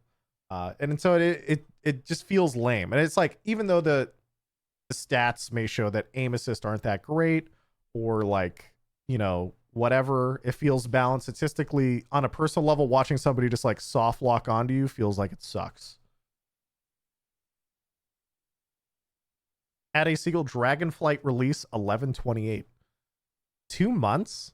That's not surprising. I was actually thinking I was assuming it hit early December at the latest. That's cool. The fall just got so busy. Yeah, I'm excited for the new WoW launch. That's going to be awesome. That's pretty soon. Skill decay and competitive. Our team has also been considering how to approach players who have not played Overwatch recently. This is like a turbo nerd thing. This is really a top 500 thing that impacted all the time. Me in particular. Players who haven't played recently are less likely to maintain their actual skill in a match. True. To help account for this and make matches fairer, players who haven't played in a while will find their internal MMR lowered to help us reevaluate and determine their current skill level. We'll also adjust their internal matchmaking rating more quickly up or down as they play matches after returning. Returning players will therefore quickly get back to their appropriate skill and division as they continue to play. I actually love this. I consider this to be probably the single biggest flaw in all of Overwatch 1's rank system. I consider Overwatch 1 rank to be nearly perfect in terms of like a competitive experience. Not in terms of like, there's going to be a lot of people like, what do you mean I had horrible teammates, blah, blah, blah. What I mean is it was just straight up. I had a number. If I won, it went up. If I lost, it went down. It was just very blunt. And so it didn't take an infinite grind to rank up. It didn't feel like it took ages. And if I played like shit to go down, it felt very fair to me. Now, as for the matchmaking side of things and feeling like, you know, oh, the player base wasn't enough. So it felt like, you know, the matchmaker put me with shit teammates to make it an even match, but it didn't feel fair or fun to me as a player. Like this or that generic skill-based matchmaking stuff. Like that's a different discussion. But the overall design, I think, was very, very cool. And so this, however, was the one flaw in it. So like I have probably, I forget how many accounts. I think I've said like 6 accounts in the past, somewhere around at least 5 accounts. And a lot of these accounts I didn't touch since Overwatch League, like literally 4 years ago. Chat, if I logged into Overwatch 1 on one of my accounts I was last grinding on in Overwatch League, they would be at like a rank 1 MMR. And if I logged on, it would still put me at like a rank 1 MMR. They are effectively unplayable, those accounts. If I go touch those accounts, I'm about to throw the next 30 games because I am not the player I used to be. I don't play this and I don't nerd out on this anymore. And so it's actually really, really, really nice that they've just added this. It seems like it's such a basic thing, but it is so fundamental because if that was happening to me and I played this game all the time and I know it was more of a high rank thing, it happened to everyone else too, though. I think this idea that like, if you end up not playing the game for a while and you come back a few months later and you feel like shit, you shouldn't be exactly where you were before. It just doesn't feel right because you're a little bit washed. Just like me. Yes. So yeah, I think this, out of anything they've said and all of this stuff, like I understand that the UI changes, because it really does. So far, competitive seems to be essentially just one giant UI change, right? Like instead of having a number, we're giving you divisions. We have a scoreboard. We're giving you more stats. All that stuff is awesome, and it makes it feel better for your average player and this and that. But for top 500, you're pretty much still essentially the same, it seems. But the core fundamental change there that I've seen that's probably the biggest impact is still just MMR decay for players who haven't logged on in a long time.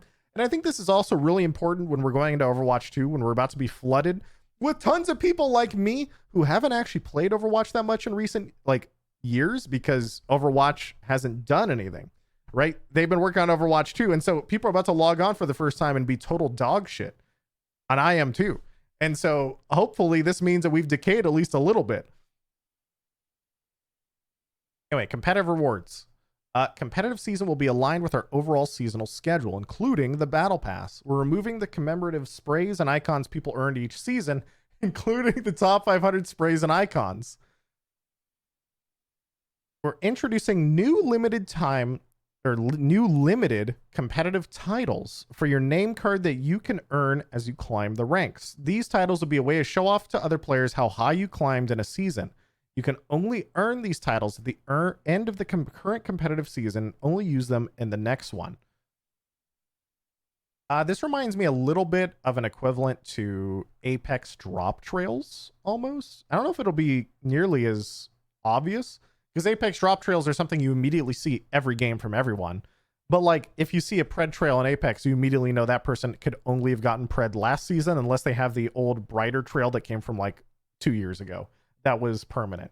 But in this case, it's a way to show off, like, yeah, like last season I was top 500. So if you ever look at my title, I guess I have it. I don't know if there's a way to show off, although it said it's on what, name cards? I don't know where name cards will be. It'll be cool though. I was Grandmaster 10 seasons ago. Everyone must know. Well, I think that's why all of these ones that are like only recent titles for the next season, because they don't want you to have earned Grandmaster like 5 years ago, then log on using a Grandmaster title, because then it feels like it cheapens how much harder probably Grandmaster has become over the course of 10 years or 10 seasons. You get the idea. But I know what you mean. Name card is a background image for your nameplate. Okay.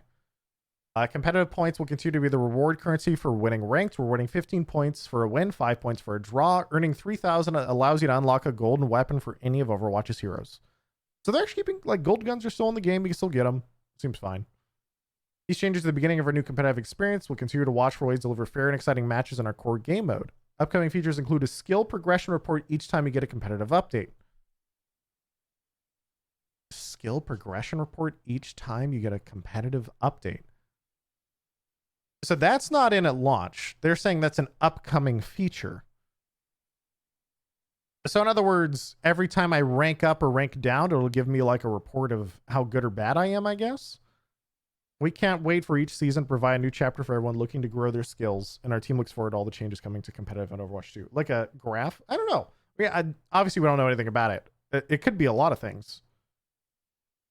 Like your KD improved, or like you died less. Yeah, maybe. Sounds like every season. Well, no, because it says every time you get a competitive update. And they said updates only happen every 7 wins or 20 losses / ties. So it's like after this update, it'll tell you where you went wrong or where you went like good, in other words. Where you went good. Me English gooder. Here's why you're trash. That just pops up. It's just like, yeah, you know what? Your win rate as Lucio is really low. You should stop playing that character. You're kind of dog shit. Oh, God, dude. Just be better. Yeah.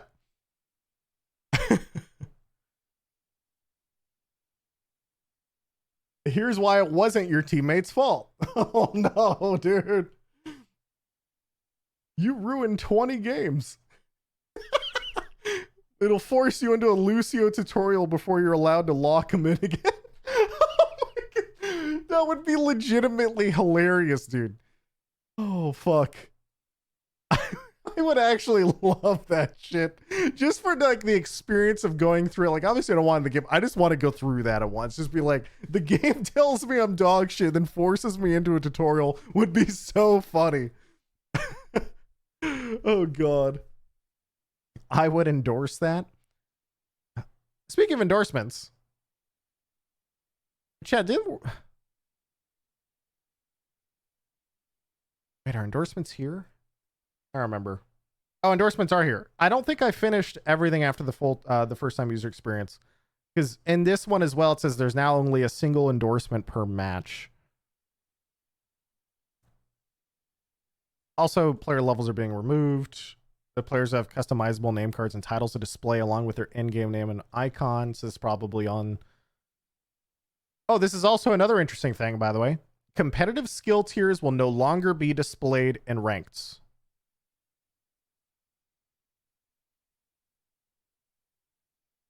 So, surprised actually that they didn't put that in this blog.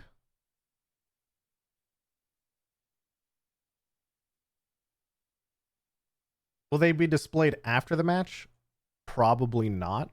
It says there are a few reasons for this change. We found this to be a pain point for ranked as some players were passing judgment on their teammates before the match began, causing either explicit or implicit bias to occur immediately. Okay, they're not wrong. Sometimes I would log on at like 4,300, 4,400 early in the morning, and then I would immediately have a diamond tank, and I would know that the game was lost.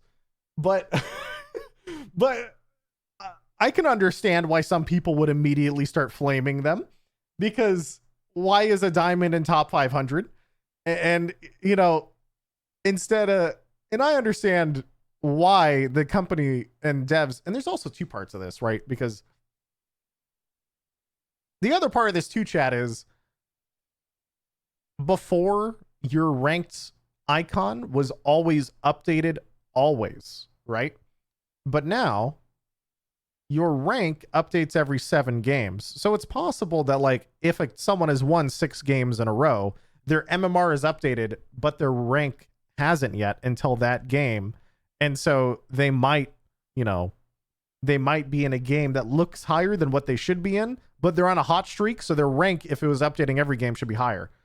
7 wins on 7 games. Oh, sorry. You know what I mean? That's why I was trying to say hot streak of like 7 wins, like they're just won 6 in a row. And so it looks like there's 2 reasons, right? There's a few reasons. The big one feels to be toxicity, where people would just judge their teammates and just go GG, go next.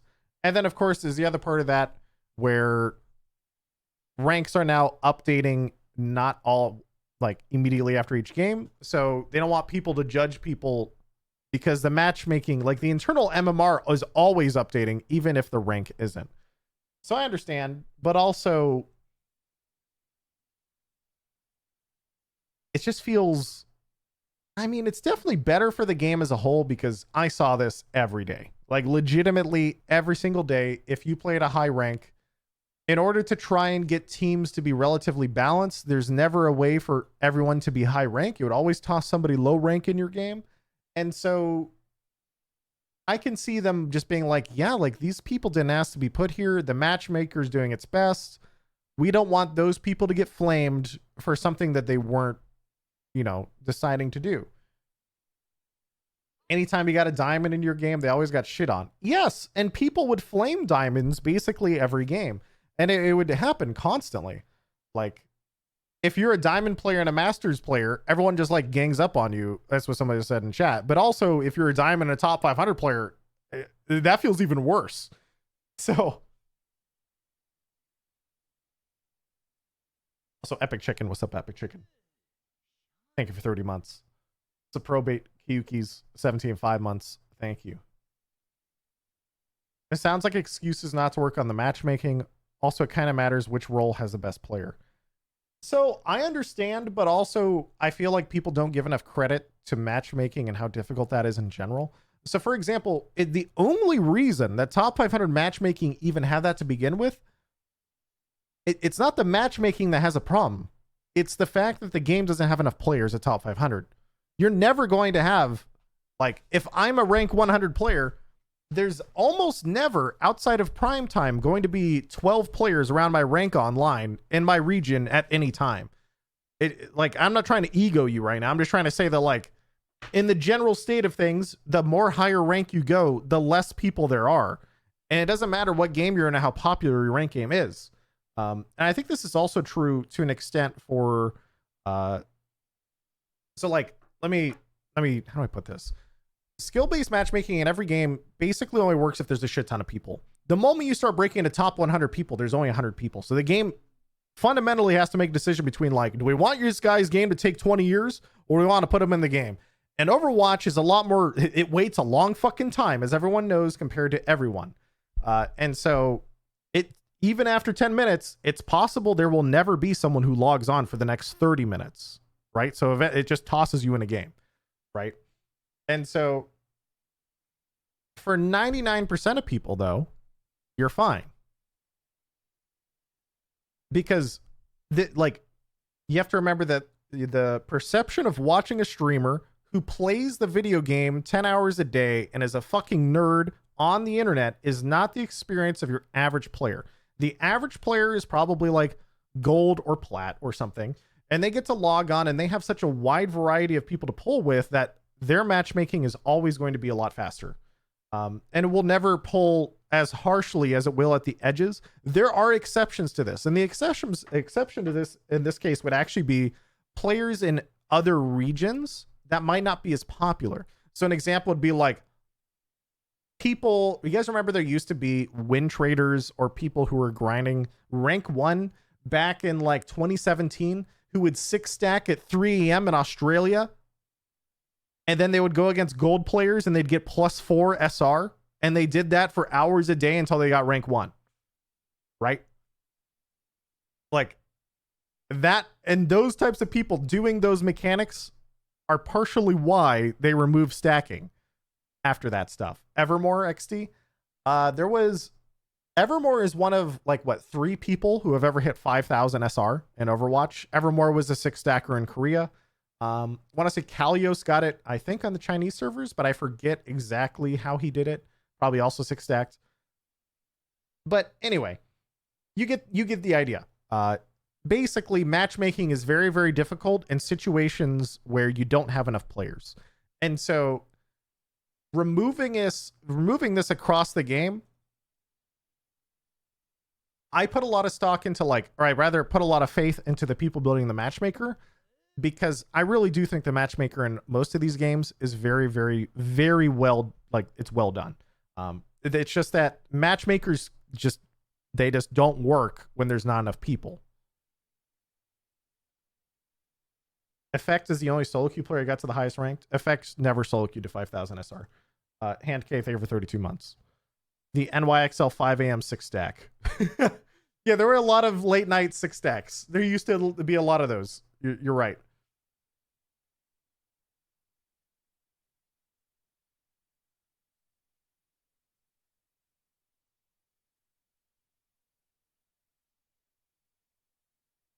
Why are placements after the first season necessary?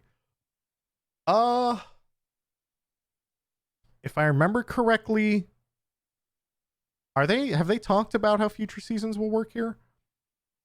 If I remember correctly, your SR will fall upon each new season, kind of like Apex or something. Or they drop you a little bit. I forget. A soft reset. Yeah. I think it's a soft reset every season where you do actually drop a tiny bit. I don't like how Apex matches you against 10 times better players, but maybe it's a good thing. Well, keep in mind that matchmaking in a game like Overwatch is very different than a game like Apex Legends, because when you talk about games like Apex, there's 60 player servers. And so matchmaking 60 people together who are also the similar rank is that shit's impossible. There's never that many people. Wait, a dev in chat says, yeah, that's right. Your skill tier and division goes down each new season. There's probably a cap on it, so that way an inactive account doesn't go to bronze or something. But I would imagine yeah, you're just going to go down a little bit, then you play some games, you come back up. That's pretty normal, and I'm pretty sure that every game does that. Honestly, from watching and reading all this stuff, realistically, chat, if you want to sum up Overwatch 2 changes, 90% of them are just, hey guys, we're now finally doing what every other game is doing. Right? Yes, you have to attach a phone number to your account because we're a free-to-play game and we don't want 20,000 cheaters. But if you get fucked by the prepaid stuff, make sure you contact support. Yeah, we're going to be using machine learning to transcribe people's stuff in-game, because with free-to-play, there's going to be a lot more people who are going to be toxic. This is going to help us do this. By the way, it gets deleted after 30 days. Yeah, there's a first-time user experience. Players will now unlock all of the Overwatch characters, or all the Overwatch 1 characters, or almost all of them, by the time they get to ranked. This gives them progression systems and a way to learn the game and not get overwhelmed. And then also helps prevent stuff like cheaters and new accounts troll. Okay, makes sense. How do you know it gets deleted? The text file is deleted no later than 30 days. I mean, you can assume they're lying, but at that point, you're just kind of assuming anything. Endorsements. Yeah, 1 endorsement per category per match. That's fine. Player levels are now being hidden. We now hide ranked because people are being mean to when the low level player got in their game. We now have a ping system. We understand that some players do not participate in voice chat at all. Our hope is that this system is valuable to those players. Yes, it is. It's very, very valuable. This is probably one of the best changes. General chat has been removed from the game. God, I can't believe. How will I? I can't believe this. How will Overwatch ever recover? Overwatch general chat was full of degens. It was always just people trolling. It was always, dude. I remember I would just log into Overwatch and I just sometimes on stream just someone would just say in chat, type anime sucks. And I just say all anime sucks in general chat, and somebody would always take the bait. It was just the same thing as like WoW general chat. It's just people just trolling to be trolls, and that's it. It's just idiots. And it's silliness. But also I can understand why Blizzard would be like, yeah, it turns out that people are trolling and saying stupid shit in general chat. And it turns out we found it to be an area where frequent disruptive behavior occurred. So in other words, people trolled more in general chat and said a lot of stupid, edgy shit. And no one actually cares that much about general chat anyway. Just get rid of it. Who cares? Like, yeah, I understand. I genuinely do not care. And to be clear, there is a world where like community stuff matters. But I will say Overwatch general chat, I think, is like the weirdest hill for those types of people to die on, because there are types of people where, like, for example, in MMOs, general chat and social interaction on like a server to server basis is really, really important, right? Because that's how you build community. It's how you know people around you. It's how you run into regulars on your server. But this is an FPS game. No one knows who the fuck you are in general chat. And then like, not really. Okay. We're talking about the type of person who argues this. 90% of people who are actually normal, rational human beings in an MMO, the first fucking thing they do is leave general chat because they're not weird. But of the people who argue and think that's the most important thing to their game, all right, this theoretical magical person, okay, you cowards. What? I'm just being honest. It's what I do. General chat is not a significant form of community in Overwatch. It doesn't actually, like, it's legitimately just people trolling.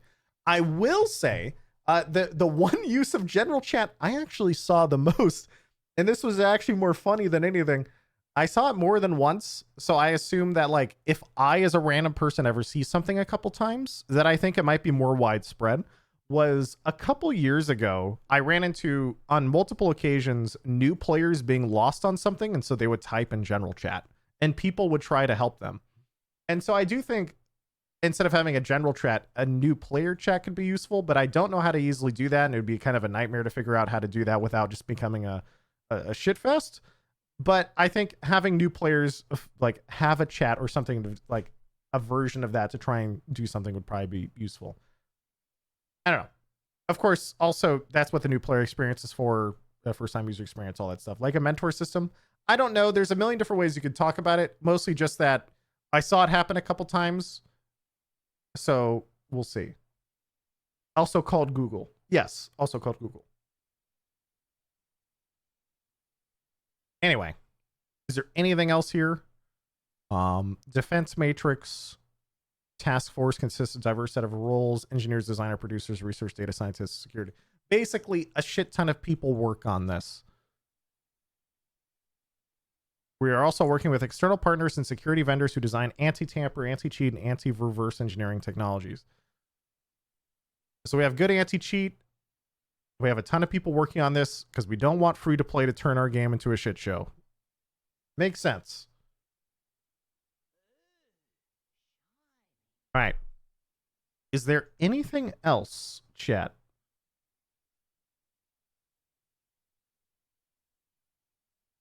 Can we watch Kiriko montage? Wait, link me. Well, the embargo lifted for a lot of the creators who were playing in the internal preview tests. So there's definitely Kiriko videos floating around now and stuff like that. Paul Malt, Jody with this up. Thank you, Jody.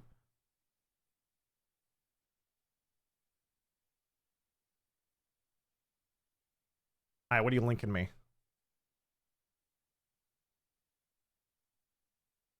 What, Aspen tries Kiriko in Overwatch 2?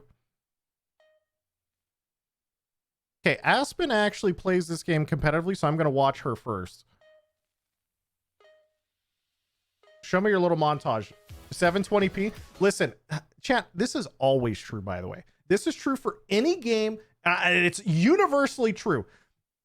Why? First off, why is this at 720p? Like, I don't know when this was uploaded. Maybe it's still processing or something because it only has 600 views right now. But the fact that this was potentially recorded in 720p means you're a POG gamer. Okay? Like, it's just how this works.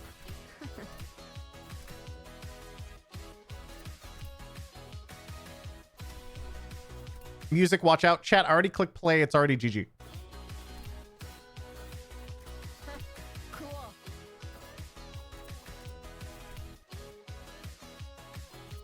It's definitely still processing, chat.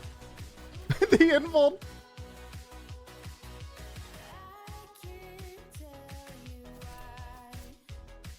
You really need a scope to do that?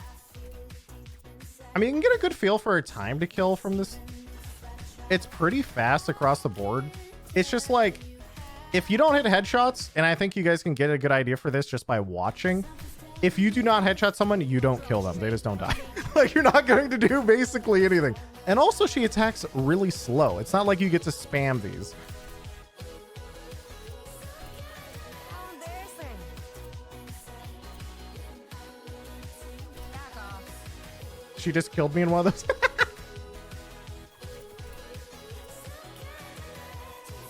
That's the spot. I'm surprised she hasn't actually popped. Yeah, I'm waiting for like an ult clip. Because usually the POG plays I saw were either teleport plays or they would be ult plays a lot of time. I thought this would be Oh yeah, you can, obviously, for those who don't know, Kiriko teleports through walls. And it's fast. Fast enough that if you get booped off the map, you can just teleport back. And she actually teleported all the way to point, which is kind of I thought insane. this would be hard. You go very, very, very, very, very far. My gift to you. I will say from playing her, it kind of feels like at one point she was definitely OP as fuck or something because her attack speed is pretty slow. Like the animation, it feels like they slowed it down at some point because she was just insane. And yeah, you can just randomly, you can basically like randomly two-tap people across the map. Like that, if you actually hit a headshot. Her spam is pretty strong if you're spamming head level, but it's not super powerful because the attack speed is so slow. And for anyone who actually wants, you know, numbers, she basically is only like, what, like a 40 body, 120 headshot. The breeze brings relief. Also, as you can tell, her right click heal, I want to say each of these hits for 26. I think it's something like that. And so her right click heal does heal for a lot, but the best part about it is the fact that it's pretty long range. Brings relief. Like you could see her actually, and it just chases your teammates. So like you can actually kind of precast it as people are about to take damage. Or pushing. And it's kind of interesting. Every rooftop talk, every stolen kiss, every late night walk, every secret wish, every second chance, every time we The 20 per 200 total. That lesson is free. But I don't know what the 20 per is. 120 headshot without fall off. Well, I mean, dude, it's actually, you're not going to hit that many. The hitbox for it's pretty small. It's small enough to hit it, and the headshots are actually annoying. Also, I haven't seen if she's killed me yet in this playtest. Although I think the last day I logged on, she was on my team for like 3 of them, so. Underestimated me, Ned. But one of the, oh yeah, the ultimate is by far the strongest part of her kit, and it is truly a complete shit show. Like, it is absurd.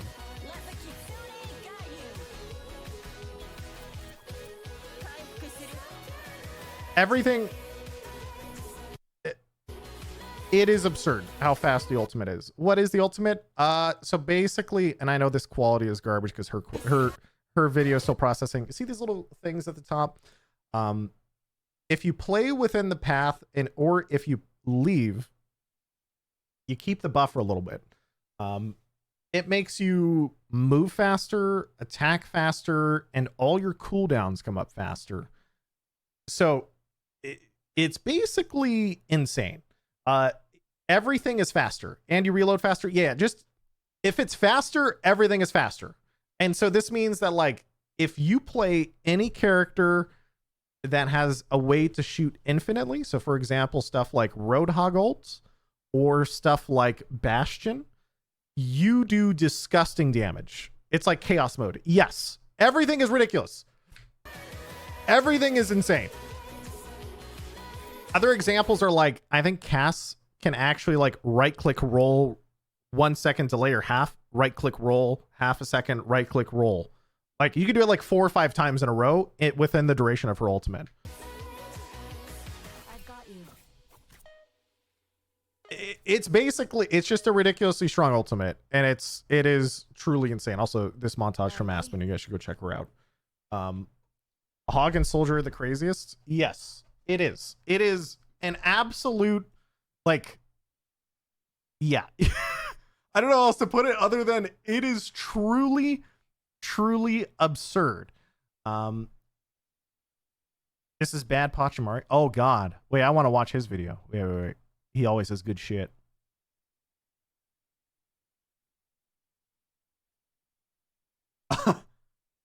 The Kiriko experience. Oh God, dude. It's time. Me? I made my own. Get the fuck down from there! Oh, here we go. Battle Pass. Battle Pass. Introducing the Battle Pass. The Battle Pass. Valkyrie from Apex. Support them for them.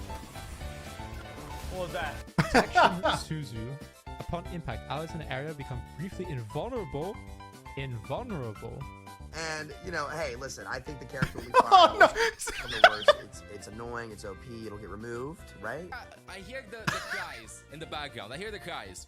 But the time is not like Bob's lamp, dude. It's not like 5 or 6 seconds. I think it's less than a second. 100%, she was the hardest support that I've ever played with.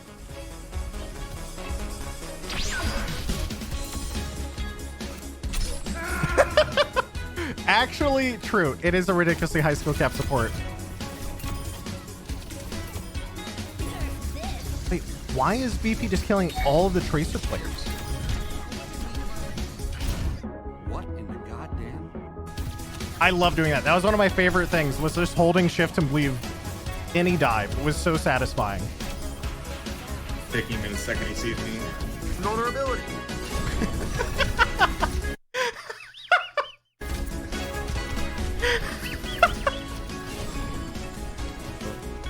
Oh fuck. Okay. Oh shit. Like the...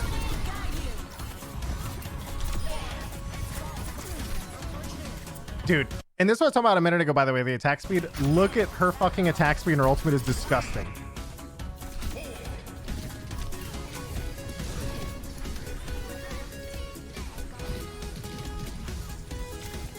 Any Q pushers?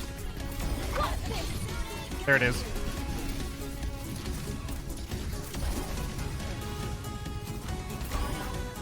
That's the cutest fucking thing I've ever seen in my entire life.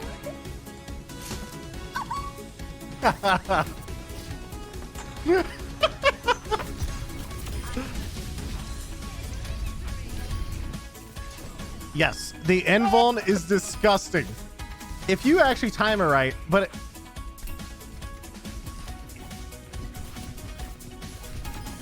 Okay, this play right here, by the way, is basically going to be every Kiriko player you're ever going to see on ladder. All right? This is pretty much it. Just wait. Just right here, the rando solo push, because you can teleport through walls back to your teammates. So you just run, you can just run into the enemy team and just leave if you want. Or apparently you can just kill the entire... Okay, now he leaves. I was like, wait, how are you not dead?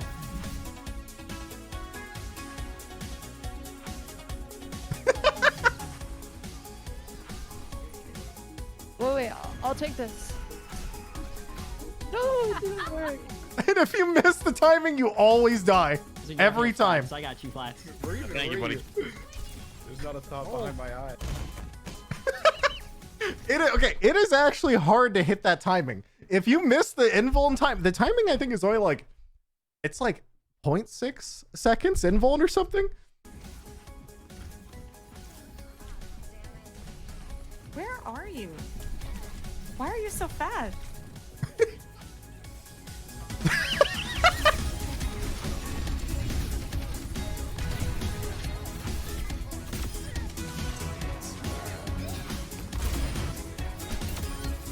Content creators?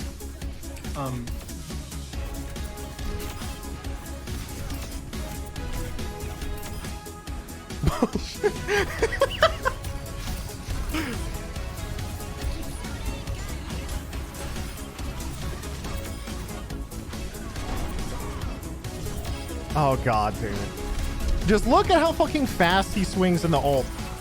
Oh yes, this is the hog ult. Yes. Watch out, ult. There's also...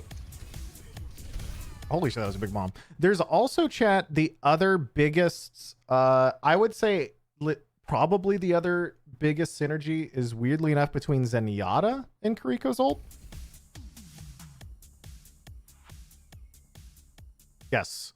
Chat, I need to link this. This is Bad Pachimari's video. He legitimately always releases the most amazing videos, and everyone should go watch them. Like, that is ridiculous. I'm going to spam this to you. Good luck.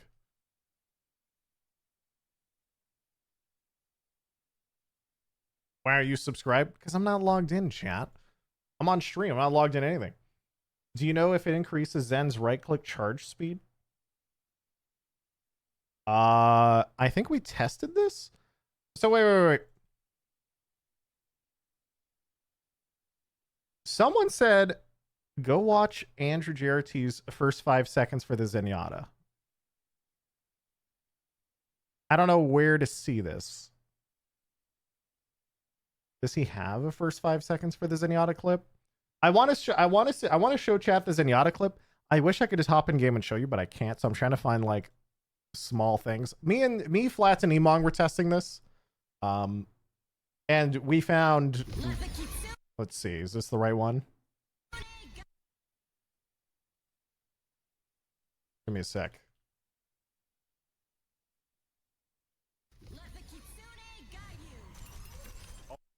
Yes, the attack speed is ridiculous. This doesn't show it though. This isn't actually to give you proper idea of how fast he attacks. Oh my god! Wow. It is ridiculous to actually try and show you. I wonder if Flat says it up.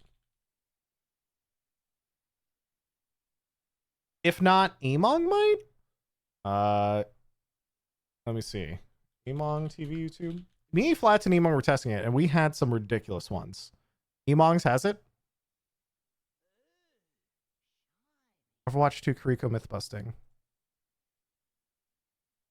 I want to show it on a higher health target. Today we're going to be testing some of the interactions that we Okay, Jeff. Give me timestamps. Where is Zenyatta? Oh no. have quite a bit from what we've seen. Zen is at the end. Damage. Show you right now. Are you ready for the Rhine one? Oh yes, this is it right here, dude. This is it. Sword. Get ready for this. So This is me, by the way. Okay, this is fucking me. here's Rhine.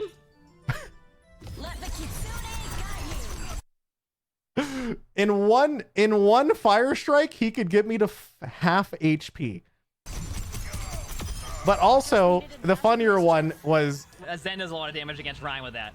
Yes. I missed a couple on that. I'm gonna. he actually did miss a couple shots on that. Where was it? We actually tested. You can get Rhine during a fire strike since you shoot so fast with the left click and the right click.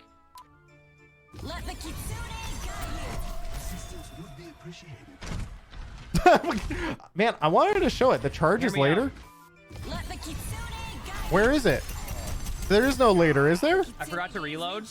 Oh my god, Jeff. he actually did fuck this up like 10 times, bro. It was like midnight. He was totally having, he hadn't eaten food, and he was just like, all right, get ready to charge me. And he's like, oh fuck, man, I forgot to reload. One more time, bro. And I was saying, they're just like, oh my god, holy shit, there it is. There's the charge. This is it. This is actually the most ridiculous. Like, watch the damage output of this one clip.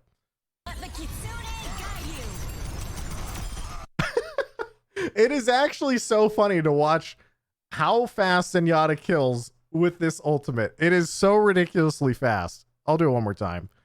I know it's like kind of a blind pin, and we are charging pretty far, but it's also just hilarious. Just the raw damage that characters like Zen are going to be able to pull off. There's also a couple other ones. So like there will be clips floating around probably of a Hoggle and then also Bastion. Those were two other ones that are also absolutely hilarious. Is Bapwall stronger? I don't think so. I'd be very, I mean, I don't think so, just because BAP window is a lot smaller of a radius, and it's like, it's a different type of play. Like, let's say if someone, if a BAP drops a window, right? Like, there's not much you can kind of do. You could just kind of leave, right? And it builds really fast, and it's kind of like, that's it. This ultimate, I feel like, takes a little bit longer. The fact they can push you with it makes it feel so much more different. BAP wall only applies to projectiles. Karika will buff your Ryan, etc. Yeah, but also Ryan is kind of a bad example because Fire Strike window is terrifying. SK has a Bastion clip with Nano.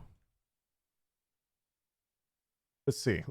Karika ult plus Bastion's insane. Yes. Look at me.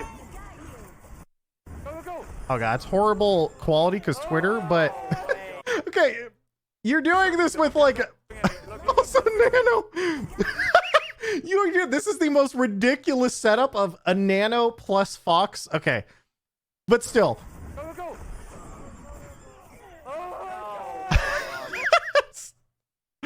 Actual 480p Twitter gaming, but still, it is disgustingly good. Okay. I want to see. Let me see if I can try to find. I did record footage, and I'm going to try to find one example of the shit show that dropping her ult in a team fight becomes. Just to give you an example, like, I personally call like a fucking Chaos ultimate. All right. Seagull, the big money maker for Blizzard is that they've locked the ability to mute voice chat behind the final tier of the battle pass. To mute? Thank you, Spartan. Okay, wait. This is recorded gameplay I had during the playtests. But this was like, I haven't actually edited, so I'm not going to like show you everything. But this specific clip, and I remember this off the top of my head, is like the easiest example of how ridiculous Kariko's ult becomes. And this is my first game, I think, playing her.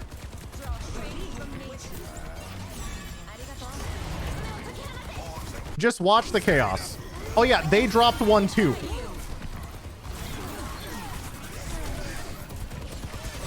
You just get your cooldowns every 2 seconds. You just spam everything constantly and no one knows what the fuck is happening. It is genuinely the most visual clutter ultimate I can't see shit. I don't know what's happening as I'm playing it either. This is what this shit looks like when you play it. It's like playing Overwatch No Limits. Yeah, no way. It's like Overwatch Mayhem when you hit her ultimate. It's pretty much how it's the easiest description I think of it. Also, I could have avoided that stick if I had just actually pushed the button. But yeah, it is stupid. Like, not stupid bad, but like stupid strong. It's 60% faster cooldowns. Yes. And also on top of that, the 60% faster cooldowns, I think some of them have exceptions because otherwise you just can't die. So examples being like, I think Zarya's shield doesn't apply because otherwise she could just permanently bubble teammates. There's like some other stuff, I think. Maybe like Lamp, maybe. I'm not sure on Lamp because Lamp's actually a longer cooldown. I'm pretty confident about Zarya. I could go back and look, but yeah. What's your opinion on visual clutter in a pro match setting? Bro, they're pros. They'll get used to it. Okay. What else we have? We have a PC Gamer review, which I'm actually interested in reading. Overwatch 2 review in progress, and they say it's a messy sequel that tries to erase one of the best shooters in the last decade. I personally find that take to be spicy, and I'm very interested in what they do. There are multiple reviews up now. There are indeed. She can't use bubble in the same teammate every 2 seconds after bubble goes away, but it's not a Kiriko. Oh yeah, because that was added. You're right, Evie. I forgot they added that limitation to Zarya because of, wasn't it in the very beginning of beta, there was like Zarya plus Reaper was too strong, so they would spam. It'd be something like the Reaper would teleport into your team and it would be bubble immediately, one after another, and they just could not die. And so they added a short cooldown in order to make it so you couldn't immediately drop 2 bubbles back to back on someone. Beyblade Reaper came back. Yeah. And so that was their fix of like, you know, maybe you can't immediately bubble someone and save them that hard. Mandatory mobile phone for an account. Well, I mean, we looked into that stuff here again. Like, again, I don't really care about mobile phone protection because I've already done this for years in Overwatch in order to have a ranking in top 500. The only people I think should probably be complaining are people who either, you know, they have multiple accounts for stuff like kids, maybe they don't have a phone, you don't have that much money, or something like prepaid plans. But again, I feel like they'll hash this out over time because Blizzard doesn't want to accidentally block up a ton of people from playing their game. And of course, the privacy nerds who are going to get very upset, but they're always upset on the internet. So anyway, PC Gamer came out with their review in progress, and I was interested to see what they were saying because honestly, the idea that a messy sequel that tries to erase one of the best shooters in the last decade, I found that, and I think this is actually one of the most interesting parts about Overwatch 2, has been watching a lot of the strange rage bait online, because I feel like there's a lot of stuff you can legitimately get very upset over when it comes to Overwatch. Like, for example, I think it's totally fine that people get upset over characters being in the battle pass. Like, I think new characters should not be placed level 55 in the battle pass. That's dumb.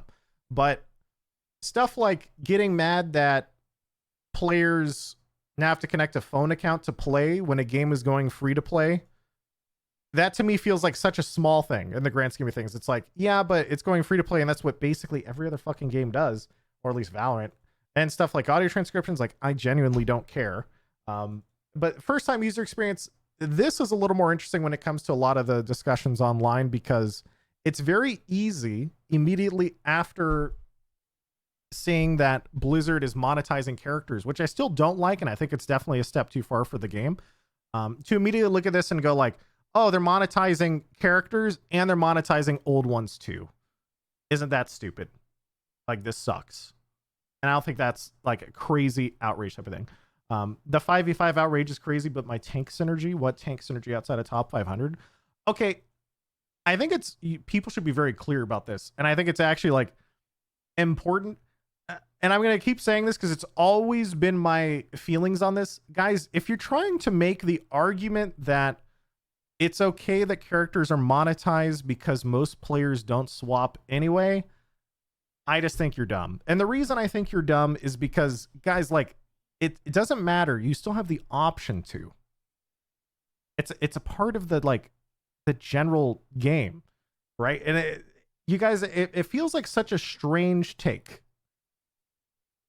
And I know that, and I know a lot of the data, and I know a lot of the stuff, and I know like where they're getting that information from. And I just, it's just it's literally how the game is designed. Yeah, there's so many things I could talk about as to why I dislike those ideas, I guess. You know, just the idea that like, well, in practice, most people don't swap. So we're trying to turn the game away from harder counters. So therefore, suddenly that means it's okay that we put characters in a battle pass. It's like, it kind of feels like a leap, you know, somewhere in the middle. Like you kind of made this jump to suddenly now it's okay to monetize it. You know, it feels like a jump. Anyway, Overwatch 2 is a sequel that, intentionally or not, is trying to bury its predecessor alive. Oh boy, I feel like articles like these and a lot of mainstream outlets really like to play up the sort of the rage bait side of things. And to be clear, I think a lot of the anger towards Overwatch is very accurate.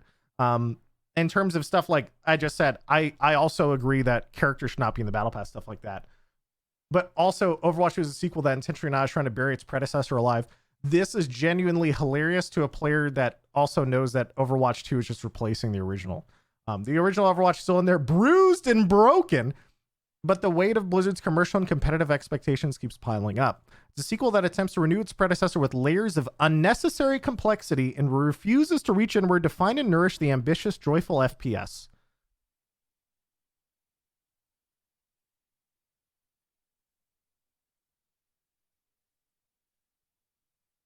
I find it interesting to look at some of the more mainstream articles and perspectives on Overwatch, because I feel like, how do I put this? I live in a competitive bubble online as an Overwatch player who's played for a very long time. And so I think it's useful to try and get an idea of like what other people outside of the gaming community think about Overwatch as a whole, because I'm kind of existing in this weird bubble. Salty gamers. Well, no. Let's keep reading. The original Overwatch changed the shape of the FPS genre in years following its explosive release 2016, before Fortnite and BRs took over. Instead of synthesizing what made the original game enviable and revitalizing it, the sequel takes what was left and wraps it up in a monetization scheme that could finally kill it for good. I actually do agree with this, although not the doomer language at the end. I think Overwatch 2 is legitimately Overwatch 1 repackaged with new monetization. But to say that it's going to kill it for good, that's obviously a little bit doomer of a take. Overwatch 2 is the conclusion of Overwatch's 6-year-long mutation into a free-to-play game. Now has daily, weekly challenges, battle pass, and aggressive release schedule for new heroes and cosmetics. All of it made to squeeze more time and money out of its players now that there isn't an entry fee to play it. Very true. The $40 Watchpoint pack available on Blizzard Store grants you a bundle of skins, first season pass, and 2,000 coins. Overwatch. I always forget it's called coins. God damn it. To buy premium battle passes, cosmetics, and heroes, Overwatch coins can be slowly earned. It makes me laugh because I keep thinking of like a crypto scheme, like play to earn game, boys. Overwatch coins, invest. It can now be earned by playing the game and complete weekly challenges. Blizzard has said it's designed so if you play enough to complete your challenges, you earn more of the currency to buy a battle pass every other season. True. Also, I don't expect anyone to actually do this, but it is true. Most of Overwatch 2's new heroes and cosmetics, not its game modes or maps, will cost you. And if you never bought the original, you have to play around 100 games to unlock most of original Overwatch's original 32 heroes. I expect some new player onboarding and barriers to heroes and modes to prevent experience disruptive players from making new accounts and ruining matches for fun. Plenty of games do this. The problem is how those barriers threaten to encroach on Overwatch's metagame with hero swaps and counterpicking. Okay, this, and I talked a little bit about this earlier, that I think that talking and getting into the gameplay stuff is kind of a waste of time. But also, I do want to make the distinction here, guys, that you unlock the 32 characters or whatever the original cast is, plus whatever, before you ever get to ranked. And it's a new player experience at all. And so like the point and argument that we're about to try and make here is a brand new player can't pick the meta, which I think is like, it's okay, but also I feel that new players they're new. I just don't care. Blizzard has a history of launching heroes with absurdly strong abilities that can often make old heroes irrelevant. Echo dropped in 2020 as a flying burst damage hero that made almost every other DPS pick look pathetic in comparison. And even Overwatch 2's Junker Queen recently had to be tamed so pro players would finally pick another tank in the Overwatch League. A lot of this stuff, like, I'm not going to get caught up in the nuance of Echo being OP. A lot of this stuff is true. I'm skeptical of Blizzard's ability to keep its roadmap of roughly 3 heroes each year in equilibrium with the rest of the cast, especially when it's only going to get harder as the number grows. To lock heroes beyond the battle pass, even if they're free, opens the opportunity for the monetization and progression systems to dangle what is essentially player power in front of you. And for Blizzard, a company that's estimated to make over 100 million in a month from Diablo Immortal. Wait, really? Over 100 million in a month from Diablo Immortal? They only have one whale. It's only one whale. Wow. It's hard to see how this could go wrong fast. I've played all 3 of the new heroes that will arrive with Overwatch 2 next week, and none of them are egregiously strong, but it's going to be something to watch as the game moves forward. The limited early access version of Overwatch 2 I've played with other members of the press in the past week hasn't had the joy sucked out of it yet, but I'm worried about its future.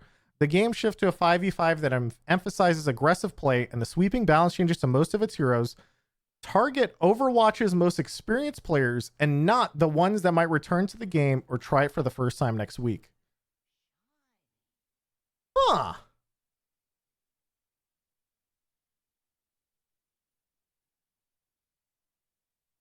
I'm trying to find out. See, I like reading articles like this because he's talking about people like me, right? And I don't think they're wrong. Overwatch and the design of Overwatch 2 is definitely, I guess, targeting Overwatch's most experienced players. So I'm gonna have to keep reading, and I'm so curious, what sweeping balance changes do they think target Overwatch's most experienced players? Because when I read stuff like this, and I think about Overwatch, and I think about the gameplay decisions of Overwatch 2, I'm a little bit interested to see that, like, do people really believe reducing shields, ultimates, and CC is worse for newer players in comparison to more experienced people like me? I'm not sure. Overwatch in its original form was a rare FPS that welcomed non-FPS players, building room in its roster for supportive roles and characters who could win a match with a clutch heal or defensive bubble. Now, almost every hero, including its 3 new ones, has been imbued with high-skill mechanics that feel tailored to esports pros rather than the average players with no desire to play at that level. Who is this game supposed to be for? Okay, now he has no idea what he's talking about. He's gone off the deep end. I take it back. Chat.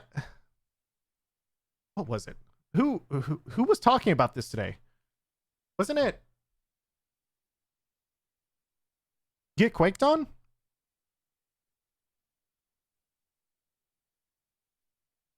For perspective, and I think this is also interesting, as someone who actually closely watches Overwatch, to see this take simultaneously as one of the most infamous Doom players in the game Get Quaked On is talking about how Doomfist is dead because they've now removed 16 to 18 plus tech from the character, and the skill ceiling has now dropped and the hero is boring. You can no longer spot a good or bad Doomfist if you see one, and that he would rather have nerfs on abilities rather than killing Doomfist's movement. And so I find it interesting, though, because obviously a random journalist will never know about this, right? I didn't even know about this because I'm not a Doomfist player. But I find it, obviously, it seems that, like, Overwatch on a hardcore level is actually taking it in the direction that feels opposite of this exact take. They are removing tech from Doomfist mains, which, by the way, I personally disagree with. You should never. I really, really hate when we remove tech from stuff like Doomfist. One character, yeah, but it's not just one character though. It's sort of indicative of, like, you know, almost every hero has been imbued with high skill mechanics that feel tailored to pros rather than average players with no desire to play at that level. Who is this game supposed to be for? I find this always perpetually very interesting about Overwatch, that Overwatch doesn't have, I think, like, a core identity as a game. And I think this line, who's this game supposed to be for, is pretty interesting because Overwatch has always targeted everyone rather than one specific thing. So, like, as an example, if I go play Valorant, Valorant is clearly an esport. You know what I mean? Valorant, I show up, it's a tactical shooter, we shoot guns, you click on heads. Overwatch is everything. And it has characters that can do everything. Overwatch has characters that are easy to play, and it has characters that are harder to play. And so I've been kind of I keep saying the word interesting, I need to stop. I've been very, curious, you could say, to see how people outside of the Overwatch community view the changes that Overwatch has been making. Because as someone who's inside the Overwatch community and actually like turbo nerds out on the game, and like I'm a former pro player, I play for thousands of hours, and even though I haven't been active in the last year or two, when I personally see Overwatch 2 changes, I'm very happy, because Overwatch 2 and the gameplay changes, to me, are all universally good. But to other people, the more casual audience, some of them might hate it. Some people might hate the shift to 5v5. Some people want to shoot shields. Some people want all those things. And I think a lot of it also comes from the fact that over the years, Overwatch built its own core audience that it ended up with, which is a weird thing to say, but it's this idea that the only people who are still playing Overwatch 1 after years of no content are people who genuinely love shooting shields. And so when you remove that, you are alienating a lot of your diehard player base that actually just fucking love shooting shields. It sounds stupid, but I think it's true. Survivorship bias? Yes. Hey, that's me. Yeah, I know. With one tank on each team and the new addition of role passives, all damaged characters get a boost in movement and reload speed after a kill or assist. For example, you don't have to rely on the micro decisions of your allies. When my Ryan finally had the courage to swing in the enemy team, pulling their attention away from flanks as Genji, from my flank as Genji, I could easily assassinate weak support heroes. But with a strong enough positional advantage and good aim, I could do it on my own. Overwatch 2 loosens the grip that team comp and behavior had on individual play in the first game. To do that, it removes most of the stuns and knockbacks from damage heroes and turns tanks into Dark Souls bosses. I actually do think tanks really are fucking raid bosses in Overwatch 2, dude. Tanks are fucking insane. I played a decent amount of Overwatch 2 at this point. Overwatch 2 tanks are evil. With big health bars and a variety of movement abilities. Mei can't freeze enemies in place anymore. Bastion is no longer stationary in turret form. Doomfist's been reworked from a damage dealer to a hypermobile tank. With fewer abilities to slow down the pace of a match, battles don't last long, increasing the demand on split-second decision-making. I would actually, this is such like a nuanced point. I would say that Overwatch 2 team fights are obviously faster with less players in the game, but also I'd say the bigger, more subtle thing that I don't think the writer has really talked about yet is the fact that Overwatch 2 has a lot fewer, like there's not as many ults as Overwatch 1. And so when someone has an ultimate and they use it, it feels a little bit more big, I guess. Anyway, the three heroes launching with the game thrive in Overwatch 2's messier battles. Soldier 1 is a blend of Soldier 76 and Widow with the ability to crouch slide around the battlefield. Kiriko, the new kunai-wielding healer, can not only climb walls, but instantly teleport to allies through walls. And while Junker Queen lacks movement, she can rally her allies with a temporary health and speed boost. The first game left most of its heroes' roster in a state that translates well to a new format, but some heroes stick out. Wrecking Ball and Sombra, both heroes that were largely kept in check by the existence of stuns and their low damage, are a nightmare to play against. Oh, so I think they're trying to say that with less CC, characters that were kept in check by CC become more powerful. So characters like Sombra and Wrecking Ball, I guess. So Wrecking Ball's massive health pool and Sombra's temporary 40% damage buff against hack targets make both of them ridiculously punishing for uncoordinated teams. And Mercy has needlessly had her signature Guardian Angel glide ability complicated with a meter and 2 keybinds to determine which direction to fly. Okay. This random bit though, like they're obviously trying to make it more accessible. So I feel like this actually goes against the entire point here. They're tweaking with it to try and make it not tech and actually just a button. None of these break the game, but they reveal how much work is left to make sure the entire cast fits into the new rule set. Overwatch 2's freshly cut shape is visible when you put your hands on it. There are a lot of bumps and splinters that will need to be sanded out with updates in the future.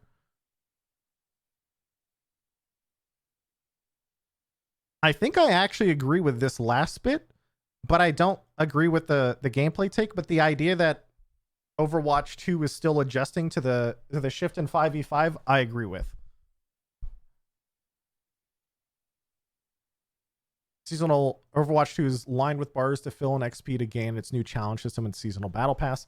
Daily seem to be randomized like most other games, and weekly, seasonal, and lifetime challenges are universal goals that reward trinkets like profile, titles, and icons. I played quick play in roughly 2-hour chunks each day and could fill out 3 to 4 levels of the 80 tier battle pass as long as I picked the appropriate heroes to satisfy my challenges. That was with a 20% XP boost. Is this the, by the way, I think this is the first time I've heard anyone who was actually able to play quick play. If we had a preview event as creators chat and we had to do it in customs didn't give us XP. We could do like, it didn't do anything. I played quick play in 2 hours chunk each day and could fill out 3 to 4 levels of 80 tiers. So this person says they play quick play and after 2 hours, they get 3 to 4 levels.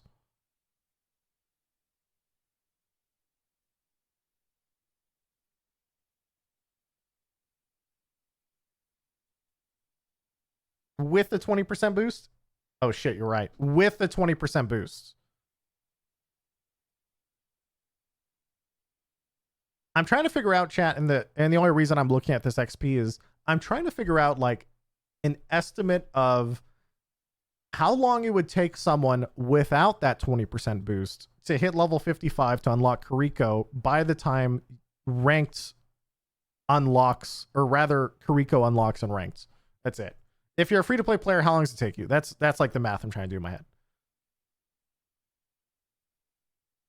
And so this person says with a 20% boost, they play for 2 hours and they get 3 or 4 levels. It seems like it'd be pretty tough to unlock without that 20% boosts by the time ranked comes in. I need to actually see it myself.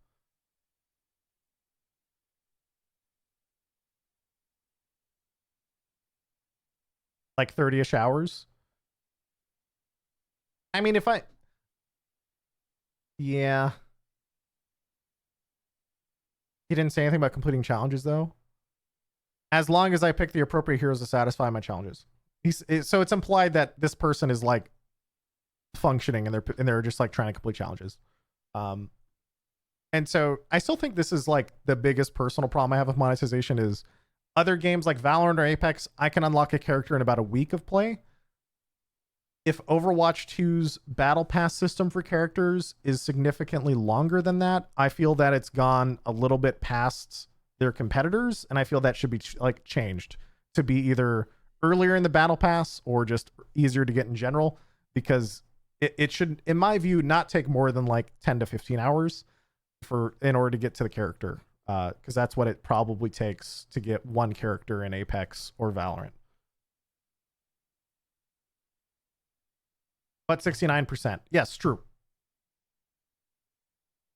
Well, not as much of a chore as Blizzard implied it might be by locking new heroes behind tier 55. The battle pass and challenge system fragments the original game's attempt to simply make a game worth trying in. Wins are still important, always the goal of at least one challenge every day, but objectives that ask you to mitigate a certain amount of damage to the barrier or get 100 kills redefine how you should approach each match. In order to make the most out of my limited time playing, I picked Reinhardt even when I knew he wouldn't be particularly effective because I wanted to get my mitigation challenge done, and I wouldn't blame others for doing it too.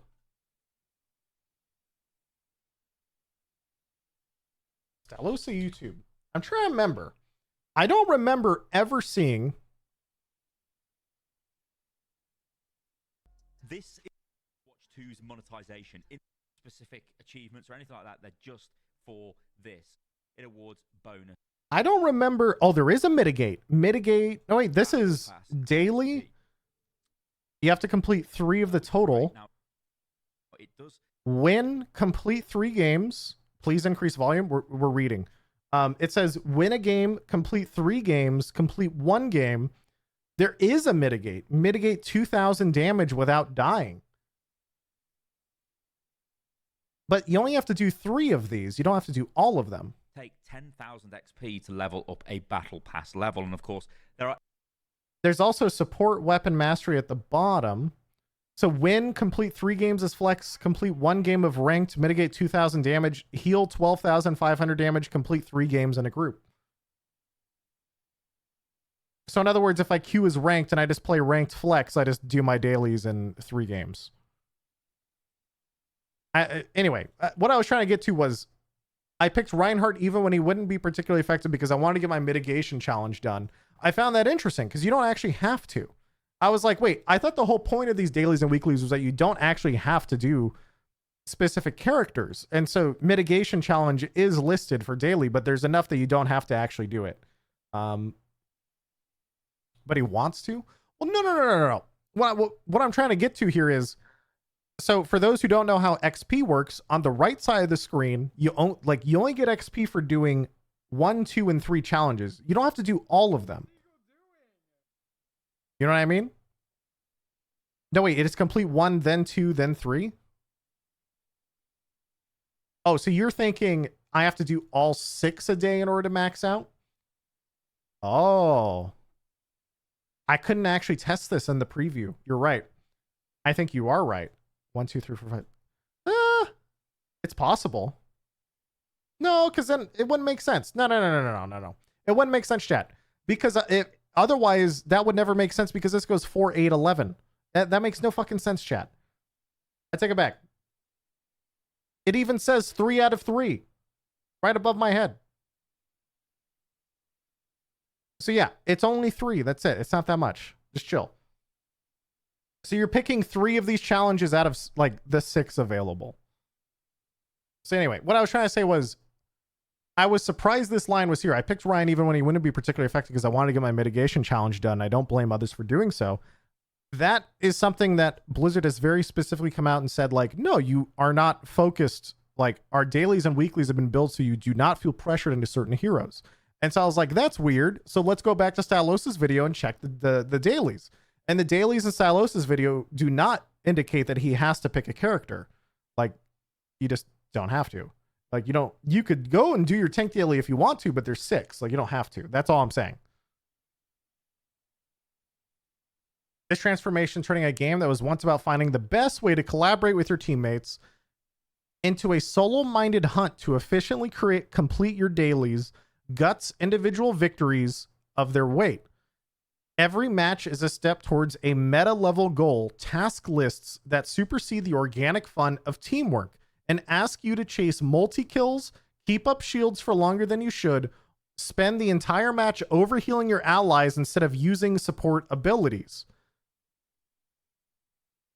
Again, these are the dailies. Right? Am I crazy? It literally just says win a game, complete 1 game in ranked, queue 3 games as flex. This one says mitigate 2,000 damage, heal 12,500. He might be looking at seasonal. Oh, there are seasonal ones. Okay, wait. Check weekly. These are weeklies. But weeklies, again, win 10 games is flex, 20 games in unranked or ranked, win 7 games in arcade. 10 games is 2 different roles. Mitigate 40,000 damage, heal 65,000. Deal or boost a total of 125,000. But these are role centric.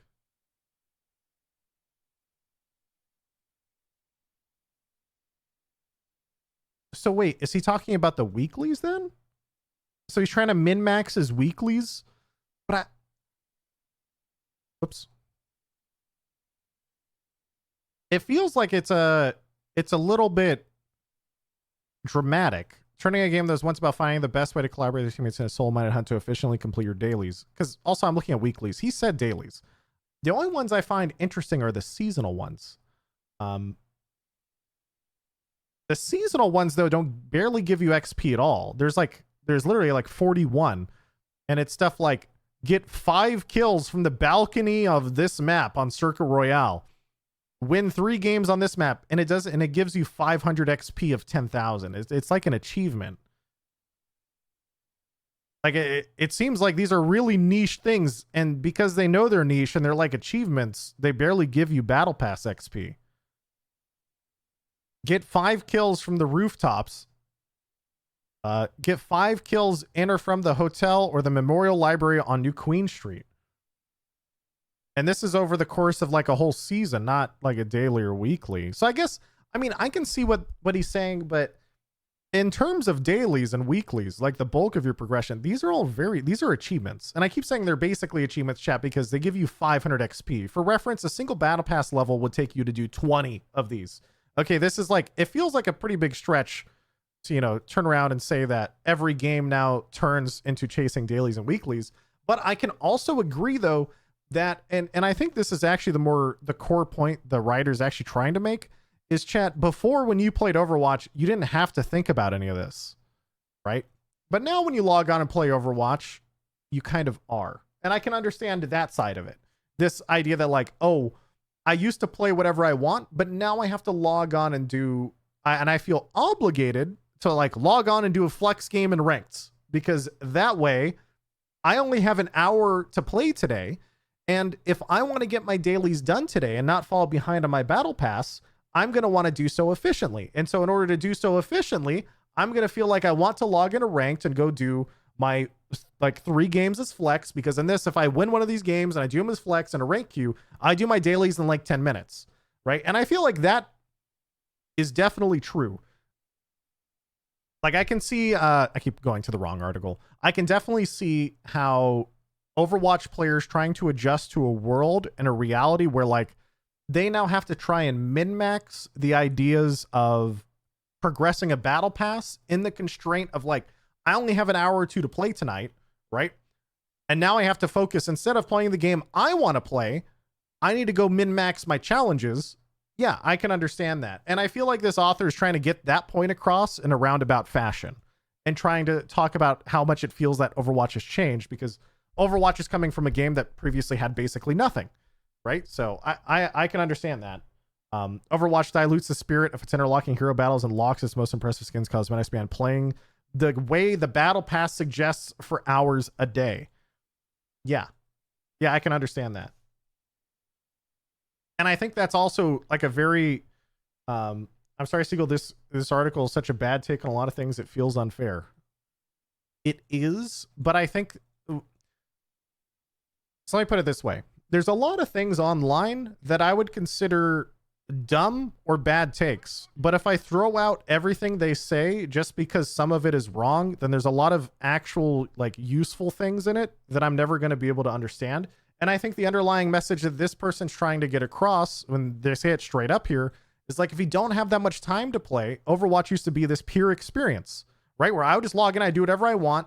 But now I log on and I feel like, and they don't say it outright, but he's basically saying it feels like I have chores. Like, I log on and the game wants me to complete it in the way that, like, oh, I have to go do the 3 games of flex and ranked in order to get my battle pass for the day. So that way, you know, I only have like 30 minutes today. That's what I feel like I have to do.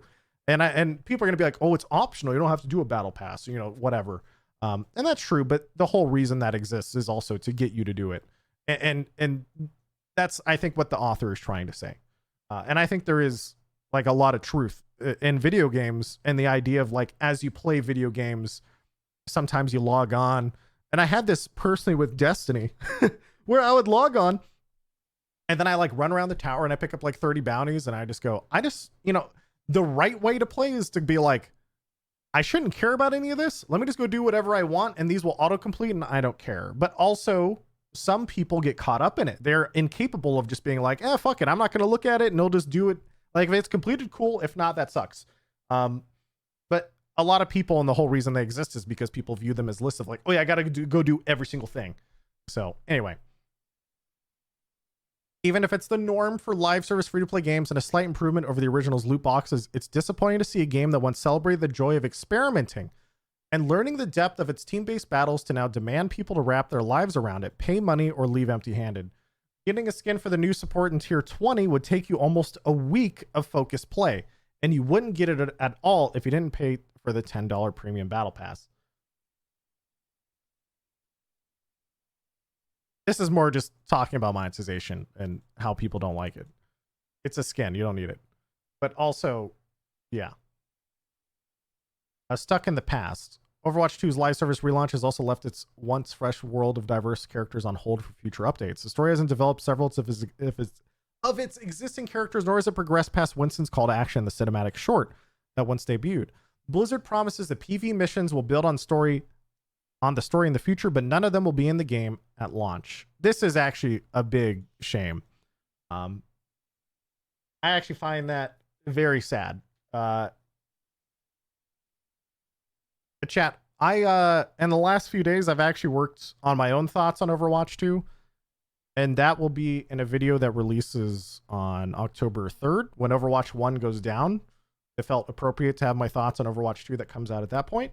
And so this, however, I feel very, very much like, it sounds weird, but you know, the PV missions and the PV story and all that, that was what Overwatch 2 is supposed to be. And it is sad that we don't get to see that right now.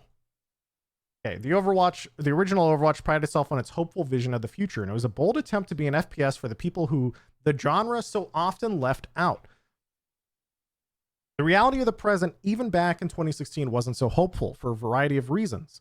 The 3 new characters in the sequel do little to carry that vision forward, while each mechanically creative, their backstories look like they were written 6 years ago. Okay, I don't care about any of this because I feel like focusing on the story is a waste of time because the PV isn't in the game. This feels like a waste of time. Most of the other heroes don't literally wield their cultures as magical weapons and abilities. This approach to writing characters and world building shrinks the global near future world it wants to depict.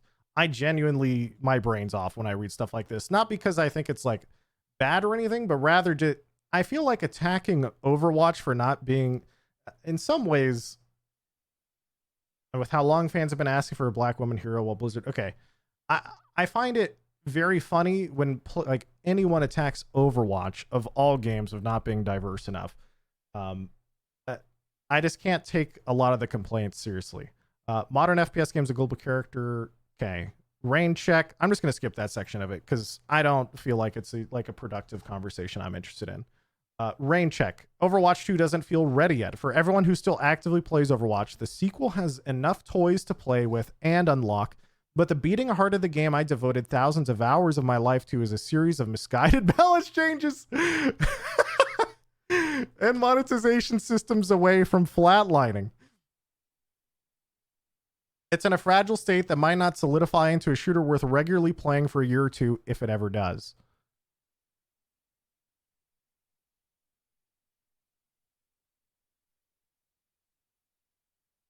Overwatch 2 is a chance to learn from the last 6 years and aim as high as the original game did to widen its bright, team-based battles to welcome even more players looking for the sort of characters other games ignore. But right now, it's hard to see that game underneath all the scaffolding it took to adapt it into a free-to-play shooter that mimics its successful contemporaries and ties it all into a shameless monetization scheme.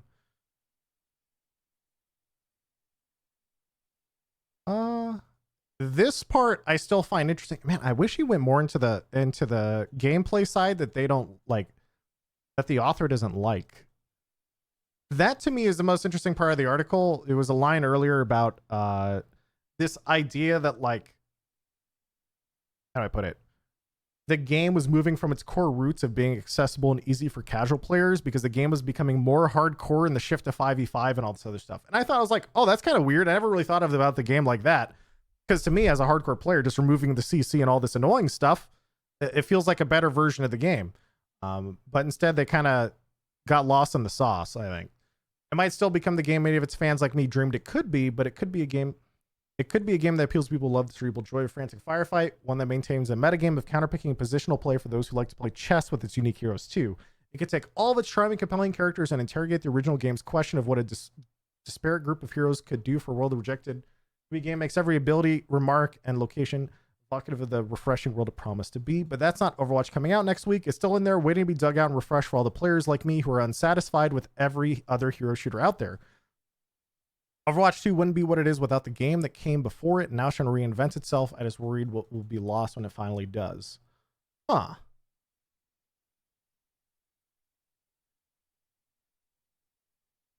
I don't know. I feel like I still enjoyed reading this article, even though I think I got lost in the sauce by the end. I think there is absolutely truth to Overwatch changing and being this more of like the idea that, oh, I don't have that much time to play. So now the pure experience you used to have, and now I log on, I feel like I have to do chores to progress things, is very anti old school Overwatch. And I think that's true to an extent. It's mostly a sign of the times changing because Overwatch came in before like battle passes and stuff were ever a thing. And now that it's updating, it feels like you're kind of losing some of that time investment. And then, or not time investment, sorry, some of that like OG, I guess, culture. Maybe not culture. There's like a better word. I don't know what the word is. At the end, he's saying it's a few patches away from crashing and burning. Not that the patches is bad. Oh, I was taking it as...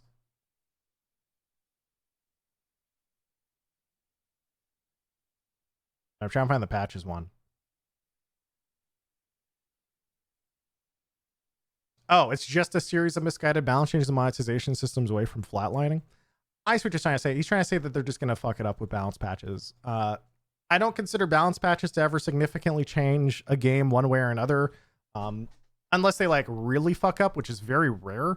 I think in all of Overwatch's history, the only time I genuinely felt like a meta, I mean, it wasn't balanced though. It was direction of the game, and it was a lot bigger than that.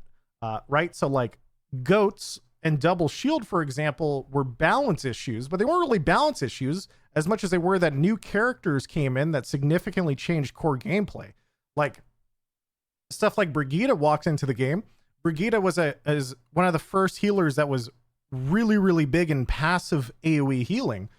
And so a lot of the passive AoE healing, I mean, I wouldn't say it was necessarily a balance change. It was a new direction for the game in general that I didn't have before. And like, it's easy to distill that down to like, this character is overpowered, this is dumb, but it was also doing something new that the game didn't have before.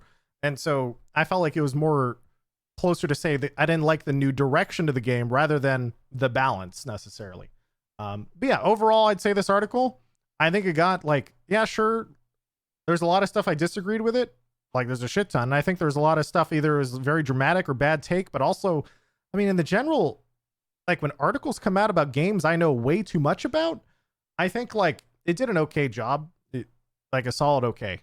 It was just obviously a very dramatic take on a lot of things because I think that's kind of how the internet works. A lot of these journalists, I think, get pressured by the sites they work for to become very dramatic and clickbaity because that's what gets views. So I'm not going to take a lot of that stuff very seriously on it, but I think the thing to take away from this, you know, the idea that the core gameplay has changed, and also the idea that there's a lot of bars you now fill in and you log on and you play the game, and now I feel like I have to log on and do my quests or my dailies or my weeklies instead of just playing the game. I think those are absolutely true. I think that's 100% accurate, and I think that's everyone will feel that way when they log on. Anyway, what else? What else we got? There's another article that was similar. Just this one is more rage bait. Overwatch 2 accounts have to unlock old heroes too if you never played Overwatch. Stuff like this is, I already went over it in this one, I think. But this, you're going to see a lot of rage bait around online. And that's pretty normal because it's very easy. But also, yeah. Stylistic goes over the shop as well. Oh yeah, we did go over the shop. True. We did go over this tiny bit. You can see what this skin in the battle pass. Cool. Now, buy 500 coins. Mega long because it's basically there are bundles here where it's like, hey, if you buy 500 coins, then we'll also give you this skin and also give you 500 coins. Like, it's just free. Don't you want to buy 500 coins right now? You know, stuff like that. And there's like pretty, and that's a pretty normal shop tactic. I don't know if I really want to do like a full breakdown of Overwatch's shop. I will say, like, in general, there's just a few parts of the shop. It's like pretty straightforward, like any other shop. Every shop does that. Yeah, exactly. It's like, it's just gonna, the way I look at Overwatch and a lot of its monetization chat is just, it's legitimately Overwatch, right? But in a modern live service format of like, yeah, here's all this bullshit. Like, here's the shop and it's going to work like every other fucking shop you've seen in every other game. And then here's this battle pass. Yeah, congrats. You have to do dailies and weeklies just like every other fucking game you've seen. And it's basically got like, nothing in this will really surprise you. The only stuff that's actually interesting is at the very bottom, which is like this just for you section, which is kind of like this idea that it just looks at the skins you have and it tries to find like common themes or machine learning to figure out other skins you might be interested in, which is pretty, I think, normal for stuff like this. Have you talked about the old currency? I don't know anything about the old currency, actually. I was looking a little bit into old currency, legacy credits. one thing I gotta say, it's very difficult to figure out what is technically an old currency versus new currency. I know Stylosa Isn't it? talks about it in this video, but Yeah, shop, you know, maybe I'm smoking something. I don't think that was in the shop. So actually, maybe this does confirm what I'm thinking, which... So again, that's in the shop. That's why you can't buy it. oh, so on he's going your to the gallery wondering why he can't buy it with credits, and it's in the shop, so it doesn't let gallery you. for your legacy coins, because no, they wanted the cash for it. But what about this? That's the same. This is the same. That's the same. This is the same. Now, this might reinforce the theory that these are just simply not available because it's a new character.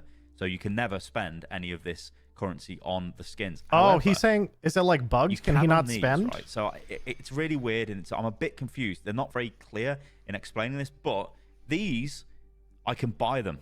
Now, if I want to buy this challenge and I click on it, look at that. I can spend legacy credits or Overwatch coins. Now, there's no world you would spend the coins, the Overwatch coins on Yes, it. you will because never. That's real world money.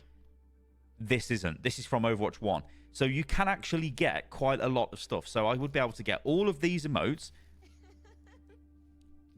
without paying for them. Weapon charms. Yeah, that's cool. I can't because that's from Twitch drops. Huh. Interesting. So there's another thing from Twitch drops. I can't unlock that either. It's just not unlockable. This isn't unlockable. These are in the battle pass, right? Fair enough. I can get these though. So it's like they let you buy certain things with your credits, but they don't let you buy everything. Yeah, and they let you buy So it these. looks like he can buy basically voice lines, most emotes, but then he can't buy most skins, and it seems kind of confusing on what he can or cannot buy with the old credits. Hmm. It almost seems like it Praise. could be bugged, but I don't think it's bugged. I think the UI just isn't done. It's kind of what it seems Let's see like what more than happens. anything Yeah, else. look, so for sprays, we can get them for 100 legacy credits, or we can spend Overwatch coins on them. You see what I mean? It's like he He could filter it. Want the skins, Oh but yeah, this filter icon. Maybe you could filter they're it not there. letting you buy them for free. But I think it's because Kuriko is the first Battle Pass hero. So if we jump back, and again, these are available as well. Isn't this the launch build? It is the launch build, which is why Kitsune I'm Rush, confused. Protector of Kanazaka. So, and weapon skins. This, I guess, shows you how you can spend competitive points. Oh yeah, you this can is just buy the weapon old skins gold with them weapon at the stuff. moment. There's no other way to spend these on anything, but I've actually got quite a few, so I could get 3 golden weapons if I wanted to. But whatever. So let's go back, right, and look at a hero that is considered an old hero, right? So this is Sojourn. Now, Well, she Sojourn might and be John considered Queen, I new. don't have any unlocks for beyond what's been given to me. Oh, but for the she's not in the I battle don't pass, so he have thinks anything it'll be for the- different. I've got a Oh, voice okay, line, okay. haven't I? Old? No. What he's saying is he was like an older character. He said older as in because like Sojourn isn't the one that's actively in the battle pass and actively considered this season's character. And so he's wondering if it's treated differently the as question is, can we buy these old skins? credits versus new credits. No, we can't buy this one, but that's in the shop, yeah? This one, we can. Oh. This one isn't in the shop. Let's just go back and confirm, but I'm pretty sure that one is not in the shop. So it looks like if it's in the shop, you can't... No, so it's just that one. Yeah, so it's the red one, and on seasonal, it's the sort of pink epic one. So this one shouldn't be buyable then. The pink so when one. we go for legacy credits, yeah. So this one, Troop Commander, is in the store. It should say here in the store, but it doesn't. Yeah, it just seems like a bug. This just seems bugged. There should probably just be a thing down here and just says, hey, this is in the shop. Click here to go buy this in the shop. I don't know why I'm giving them ideas, because that's like a very fundamental thing of like, if I'm spending my free credits, that gives me another opportunity to spend money. Don't make it Can't confusing. unlock this. But although it does have the icon saying we can, but we can't. Make your mind up. This, you can. So you can be like, okay, well, I can get this one. It is very confusing, this. it is They confusing. should just let Okay, you spend so I'm glad someone asked me that earlier. Like, how does this work with old credits versus new these credits? credits Because on it all the does. cosmetics, It is to be honest. strange. Because you'll burn It- through it your is credits definitely pretty strange. quickly. You know, I mean, I know there's people out there with hundreds of thousands of credits and whatever. Fair play, they've played Overwatch for God knows enough. You give them a bit of something, you know what I mean? True. Wait, how many coins does Emong have? Emong opened up, I think it was like 2,000 loot boxes? This one is in the Battle Pass, which is fine. Runner. So Runner is actually in the store. See, it makes no sense, does it? Runner's in the Emong has 480,000. He's sitting at around 500,000 coins. 500,000 coins! store, Holy but I shit. can unlock this for that. Makes no sense. Borealis. Yeah, I can unlock that. I can unlock that. I can unlock That's that. And awesome. the same goes for all of this as well. So, 500 for emotes, souvenirs, I can't unlock these.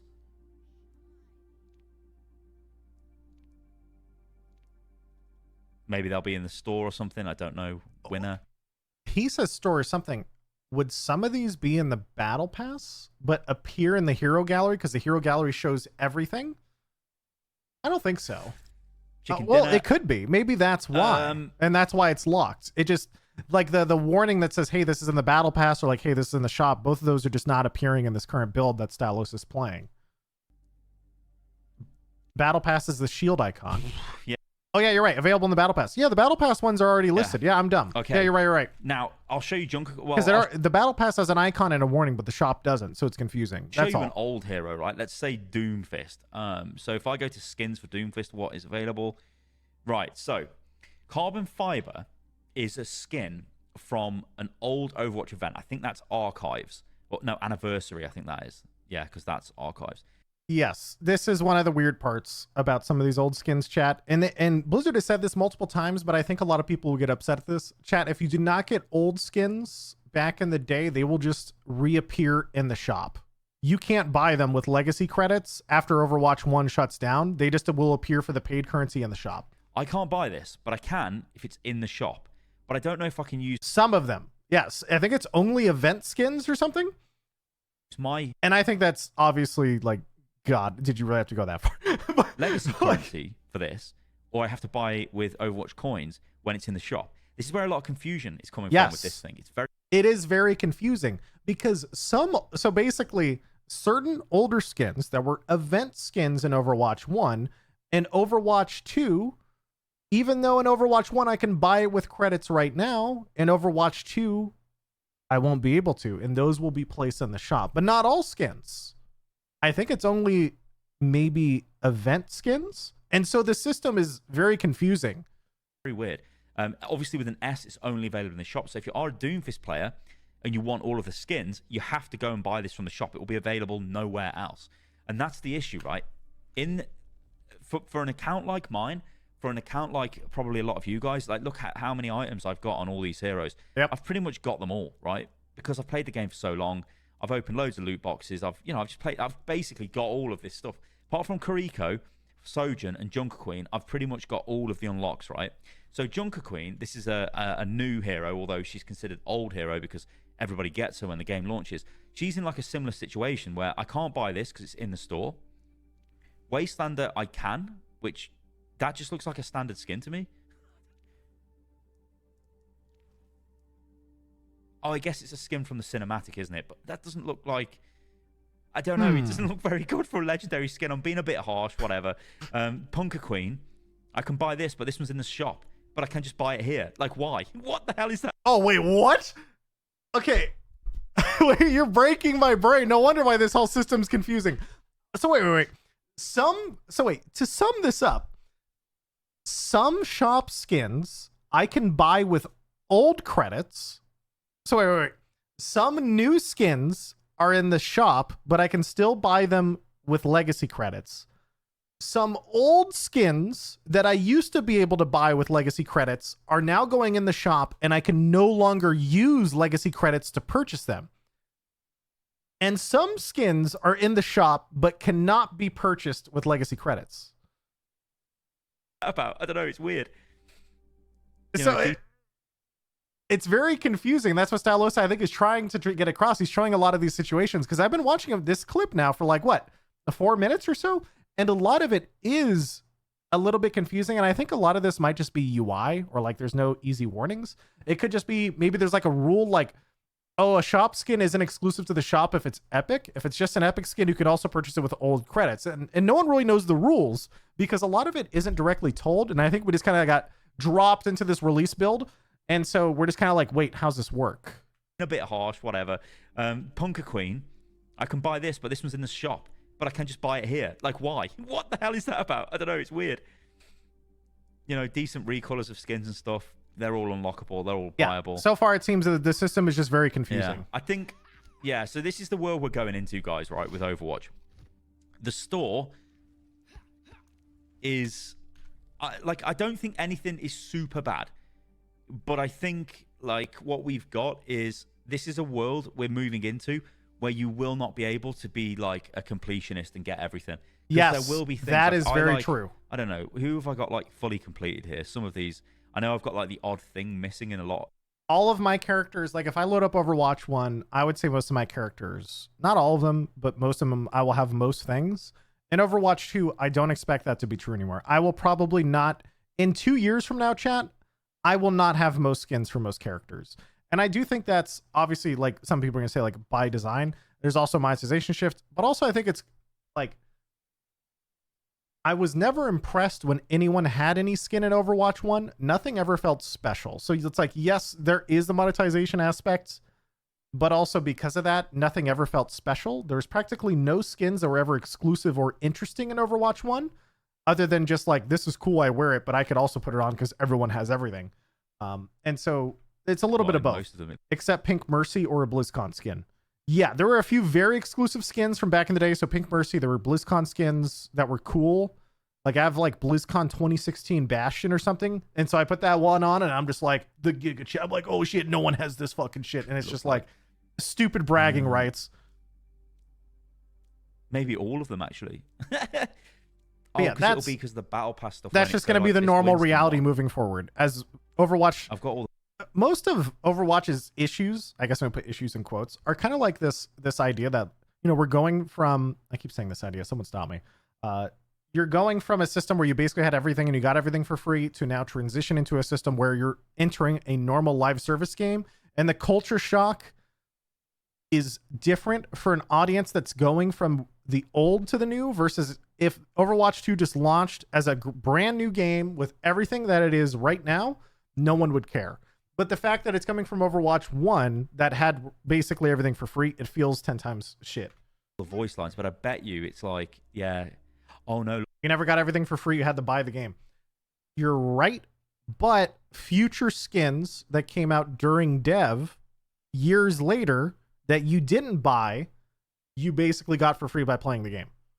Look, I don't have the gargoyle skin on this account, but I do have tactical.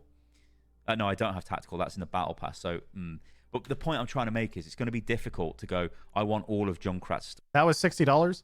Guys, if you truly believe your $60 or $40, and Overwatch was 40 if I remember correctly, entitles you to get every skin 2+ years later for free, you don't play games in the current year. Your only game that you can really play right now is like Elden Ring. Good luck. Stuff, and all I'm going to do is be a free. It was 60 on console. Oh, okay. Play player. You can't do that because there'll be Junkrat stuff in the battle pass. There already is Junkrat stuff in the battle pass. That's premium, so you'd have to pay for that. And then if you want, I didn't know like, a console special price. I only skin and played it's only PC. in the store. You best get your ass over. That doesn't make it any better. Well, no. Well, I guess I just don't understand because it's like, you can't expect things in the far future to continuously release and get them for free. The devs do have to get paid. That doesn't necessarily mean that Overwatch had to shift its monetization model, because if I remember correctly, they still made like $1 billion from loot boxes. But at its core, like, when I say that, yeah, 3 years later a skin launched and you basically got it for free, you paying $60 3 years prior to that skin, in my view, yeah, you should fucking pay for that or grind for it. To the store and get buying that skin if you want it. So it's like devs years later should be supported for stuff like that. Different times, different monetization. It's something we need to get our head around. Now, I want you to let me know in the comments below what you think about all of this, guys. I know it's a pretty long video, but I've done. This is a long video, Sty. I did not watch your whole video. I really appreciated this section, particularly though, Stylus' video, the legacy credits. This whole thing is a disaster. Infinite growth pog. Well, no, I mean, there's a whole discussion people can make on live service games of whether or not, like, are they actually warranted, or are developers just chasing money-hungry company trends, you know, and blah, blah, blah, blah, blah. There's lots of different, like, takes on stuff like that. But I think it's pretty normal that if you are a player who really, really wants consistent new content, then models that are free-to-play live service are actually closer to what you want than a box products. It's not perfect, but it's closer. And I think there's a lot of different nuance in that topic. So for example, I personally think heroes in the battle pass should never be there. In my view, heroes should never be monetized for any reason under any circumstances. That's my own personal line, but I know that I'm also a boomer and it will never come true. And so there's a lot of nuance in the middle of like, what do you think is okay or not? And that changes per person. Some people think that like every battle pass should always give me another battle pass if I complete it. Overwatch doesn't do that, but I think Apex does, right? Some people think that like Overwatch 1 system where, yeah, sure, we only had a box product, but then they sold loot boxes and whales bought it, so I basically got everything for free. Why couldn't we just keep doing that? You know, I don't know. There's like, it's such a large topic to talk about. And it's so hard to like get everything together because there's so many differing views. At its core, I will say this. Like, I still think, and this is like a more like general picture. If you are someone who wants continuous updates to your game, then you as a player should want whatever corporate bullshit to an extent like pushes them to update your game more. And there's a nuance in the middle though of like, well, how much do you want? And so live service games in the modern era are like, we monetize cosmetics and people buy battle passes, which essentially grind. And a battle pass is a pseudo subscription service, but with a free to play entry. So that way people could play in for free. But if you play the game a lot, you're basically paying like, I don't know, like $3 to $5 a month. And that is like, it's not perfect. There's a lot of bad. So like, for example, in Apex, heirlooms are way too much money. And some games, they have like weirdo gotcha mechanics to take advantage of people who essentially have issues with like, it's essentially gambling. And there's a shit ton of stuff in the middle, but at its core, right? You want to be able to consistently incentivize a developer to continuously release content. That's it. Sometimes on a more fundamental level, I kind of wish we just had more subscription models, but I also understand why there aren't. So, anyway, we've been talking for a while. Oh God. It's not like Overwatch 1 didn't make money. I feel like I wouldn't care if devs got the money versus shareholders. So the way I've talked about it in the past is if Overwatch 1 continuously made large amounts of money, then how could they justify abandoning the game to go work on Overwatch 2 for 3 years? Why did they have to then abandon it to go build a new box to sell? And that's why I think, because even more money. That's what I'm trying to say. Because obviously it would make them significantly more money. And so because of that, like some of you are going to be like, oh, it's just greed or blah, blah, blah. But it's a public company. Like they literally have to do what's going to make them the most money. And so there's like at its core though, the shift to a live service model at that point is also a security for a game that was abandoned for 3 years. It sounds weird, but it's kind of true. Like if Blizzard wants to make money in this system, they can't abandon the game again. They actually can't. They won't make any money. There's no magical box they're ever going to sell in the future. Now they have to sell battle passes, which means they have to release content every few months, which is good and bad, and it sucks. But at the very least, you get something. So PvE. PvE is a very interesting topic. That's for sure. Okay. Is there anything else that we want to cover, by the way?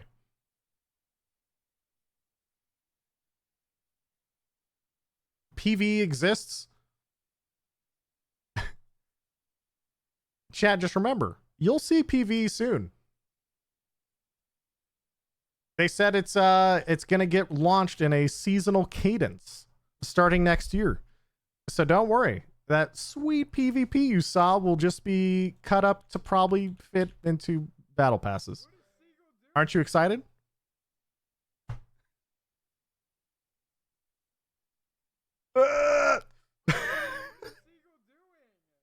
Question marks? I'm not saying anything private. This is all in interviews. They said next year. It's in the original. God, what? Someone could link it. It's in the original graphic. It said PvE experiences are coming next year. is what it said. And it said PV experiences, and then in a different interview they said something like PV will be released as part of our seasonal updates or cadence. So it basically put those two things together, and it sounds like, hey, PV ain't done yet, so let's just ship it out piece by piece in battle passes, which is probably also why they included phrasing and wording on the battle pass that indicated that the battle pass price could be changing in the future. Heedy, thank you for 19 months.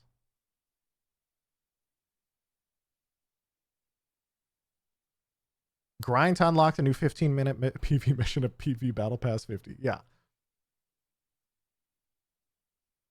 I cannot imagine they would ever lock PV behind a battle pass. Bro, they literally said it'll be released seasonally. They legitimately said it'll be seasonal. I don't think it's a stretch to say when a game was working on a PV game and they say, don't worry guys, it'll be released seasonally. And a game that has seasonal battle passes, and we're sitting there like, they would never do this. Right? It's not much of a stretch. It really isn't. Intrepid Monkey, thank you for the prime.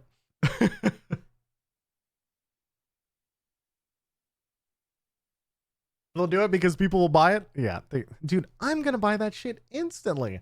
Anyway, is there anything else? I've been dicking around here for a hot minute. Is there anything else to do revolving around Overwatch and the news in the last few days that I might have missed at all? Anything else? I've been doing this for a hot minute. I'm trying to think if there's probably more reviews or more easy rage bait to look at, to be honest. Look at these nuts. Do you think the Overwatch 2 competitive changes are meaningful? I actually talked about that a little bit. I do think it is a little bit underwhelming as a whole, but there's two big things that are about it. The first one is, okay, wait. Someone else linked something. What is this?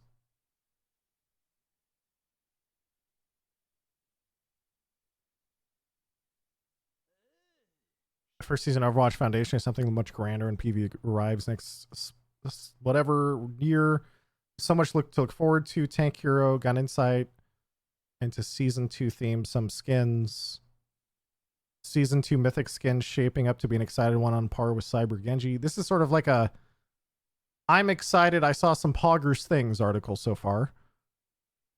Games in these modes require different metas and playstyles compared to other maps. The developers aim to add a new core game mode every year. Interesting. Haven't seen that anywhere else.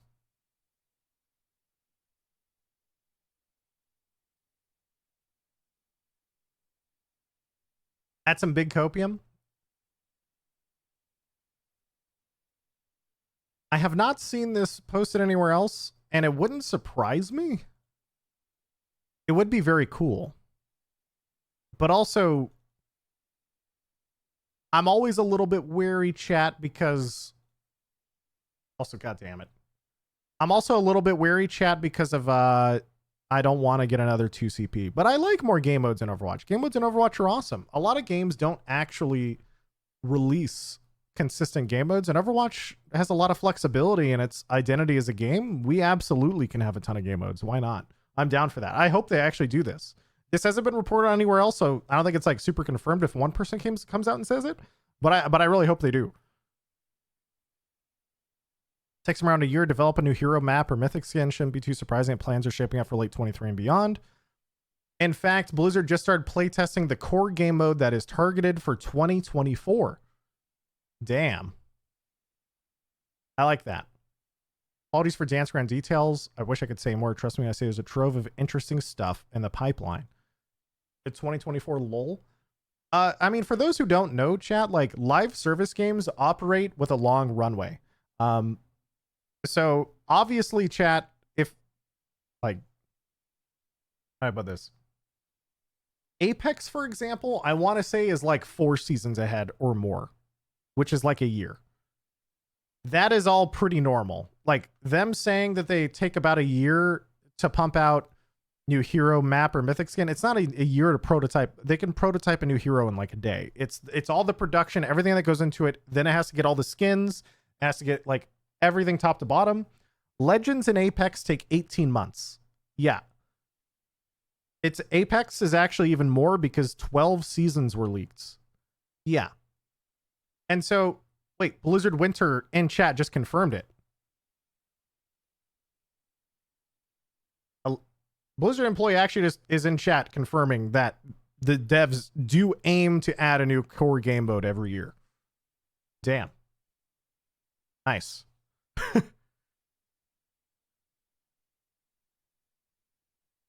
A POG? That's an empty statement? Well, they're not committing to it, but they're going to try. I'm okay with that. I'll take even a try. Does that mean the first one's 24? Well, no, that means... Well, that it kind of implies the fact that they've been playtesting the one for 24 means the one for 23 is already done. And I doubt that the one for 23 is push. So we'll see. Yeah. Yeah, this is cool. I like that. There was one listed on the graphic for 2023. It's already been shown in the journal and other journal lists, and it's on the graphic. What's on the... I need to look at this graphic again. It's been ages since I saw it because they released it a while back. Also, wait. Overwatch 2 boss interested in exploring Fortnite-style brand crossovers. Of course they are! Maybe Inspector said, I'm a big anime nerd. I think it's cool when I see Naruto appear in Fortnite and play Fortnite, but it's awesome. And as we look at Overwatch 2 as the things we're interested in exploring.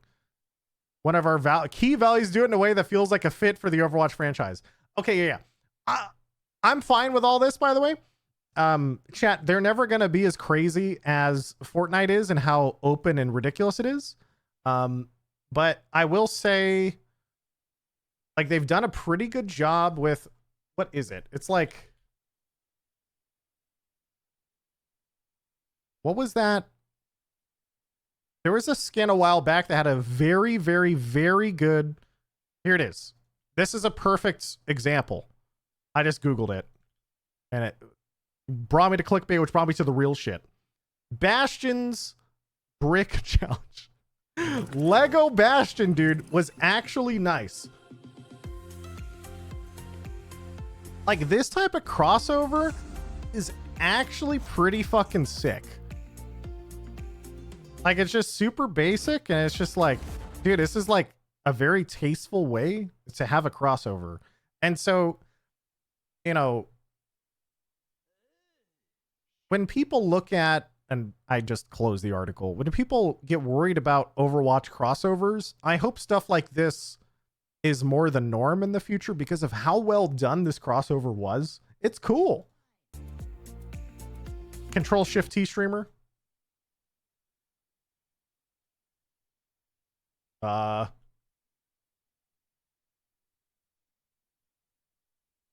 think it was in a different window. Oh, there it is. There it is. It was actually this one. Overwatch 2 boss interested in exploring Fortnite brand crossovers. This is a big anime nerd. If and when we do it, one of our key values is to do it in a way that feels like a great fit for the Overwatch franchise. And they actually already previously did one with Lego Bastion. I feel pretty safe in saying that Overwatch is hopefully and more than likely not going to go too crazy. All right, like, this is pretty well done. I wouldn't be worried about, like, Goku dropping a fucking spirit bomb on you while you're running around as a Mercy on point. Okay, like, I don't think you want to be, like, I wouldn't be too worried about, like, actually going too insane or anything, dude. Like, it'll probably be, like, actually tasteful and not it'd actually be hilarious. I'm sure that, okay. Chat, I'm sure if there is ever a fucking Goku skin in Overwatch, someone will make a workshop mode for you to drop a spirit bomb on point or something. Okay, like, that's what the works. But in terms of the core game, you're probably fine. I want to play LeBron James. Okay, dude.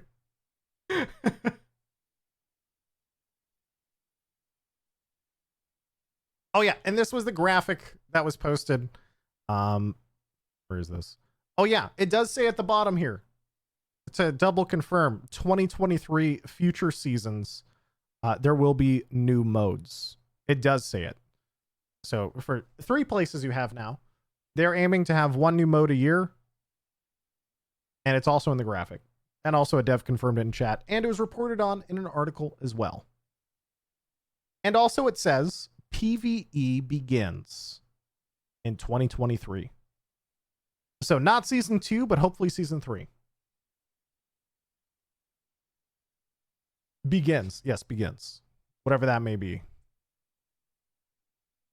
Push the story forward through PvE experiences in 2023. Top right.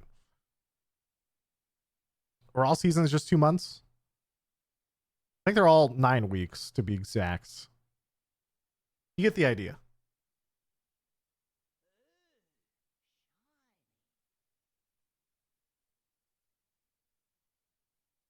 I know it says new core mode. Does that mean the mode of being competitive and ranked? Yes. When they talk about core modes, they talk about it being like core modes to them mean ranked and quick play and everything. Yeah.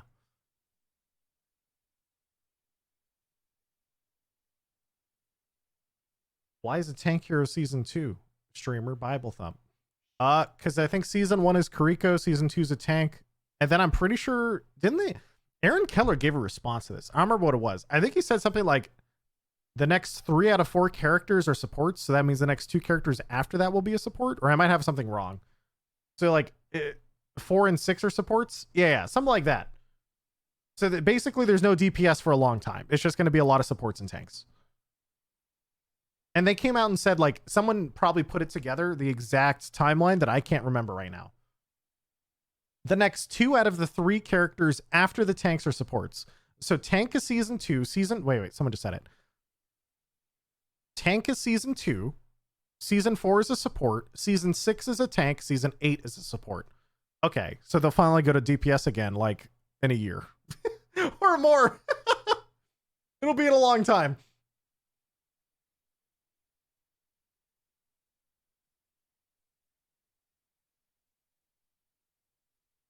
That's gonna kill their game, bro. I mean, just looking at characters like Kariko, though, it isn't exactly like Kariko is a pure support anyway. So I'm not too worried about it. I think you'll be fine either way. RFK, thank you for the prime. What about season 5 and 7? They've always said that like every other season has a new character, and then the ones in between are like maps or something else. So you're fine. Lord Mav, thank you for 5 months. Okay. I think that's pretty much it. I don't think I have particularly anything else to cover when it comes to this stuff. Sleds with the 10 gifted. Thank you, Sleds. Where is G Dolphin's Twitter? Chat, I am playing in this Apex tournament tomorrow. It's randomized teams every map. Apparently my first team, I'm team 13 right in the middle. I am me. I'm playing with a prize, and it's Timmy. And apparently this is like a content creator tournament where after every single game, teams are randomized. So I have a very stacked team first round, but there's some other people playing in this too. So like Linkster's playing in this. Some other people we know are playing this. I don't even know if G Dolphin himself is playing in this. But yeah, you may actually see crossovers between me and strange random people I would have never played with. We're all massive in Apex, and it's going to be very funny. When G Dolphin messaged me to play in this tournament for tomorrow, I told him I was probably going to get shit on. I was like, I don't know if I want to play. There's a lot of pros in there. I'm going to get shit on. He's like, don't worry, it'll be fun. I was like, okay. So it'll be fun. It'll be cool. Will that all be streamed? Yes. I will be streaming that tournament tomorrow. That is what I'll be playing. You were going to talk about competitive changes, but didn't. Oh yeah, competitive changes. We talked about this a lot at length. Someone asked, do you think it's underwhelming? Or like, it feels like it got like new divisions and that's it. And I agree. It's definitely not a huge rework. It's basically instead of SR, we now, and having a number, you now have divisions. Those divisions update after every 7 wins or 20 losses. I would highly recommend going back and listening to the first time we read through this because it was actually hilarious.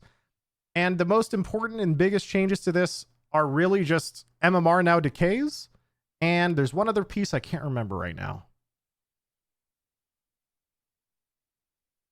My brain's off. I was covering this for a while. MMR decays is the biggest one.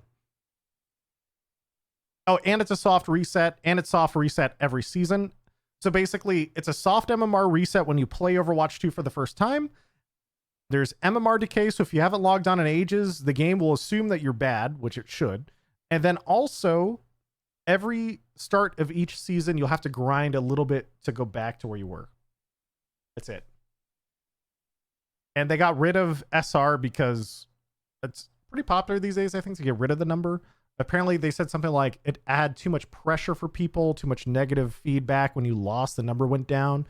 This only updates after 7 wins or 20 losses. So unless you're really shit, technically you can go 6 and 20. And it gives you an actual like name. So it, you know, you could get there. But yeah, I think that pretty much covers all of it. And I think that pretty much covers everything I'm going to talk about today regarding everything with this. I was hoping, let me see if Flats uploaded anything. Flats uploaded a Battle Pass breakdown. I was hoping that Flats would upload one of the clips from last night of us shooting stuff with Kiriko ult, but I don't think he did. Oh, holy shit, wait, someone did. Wait, dude, I literally just random clicked and I just entered at it. Wait. It's like a random play of the game with Kiriko ult. Look at how fucking fast Soldier 76 shoots with this shit, by the way. It is actually insane. Just watch the damage. Because it shoots like, I forget what the haste buff is. It's like 50% faster or something? And you reload instantly in Soldier 76 ults anyway? This video I can tell is good. Oh wait, I just clicked on the other one. Some of the notable interactions for Kiriko ult is Hog, which is by far my most fun one, or I don't know, maybe most feared. Let's see. Wanna ult this for me, Seagull? It's so funny listening to how fast it shoots, dude. I was waiting. I wanted to find this clip. I'm glad I found it. It is so funny, dude. You actually just explode. Something else. Cassidy right click roll, return of Nick right click. Whenever you're ready.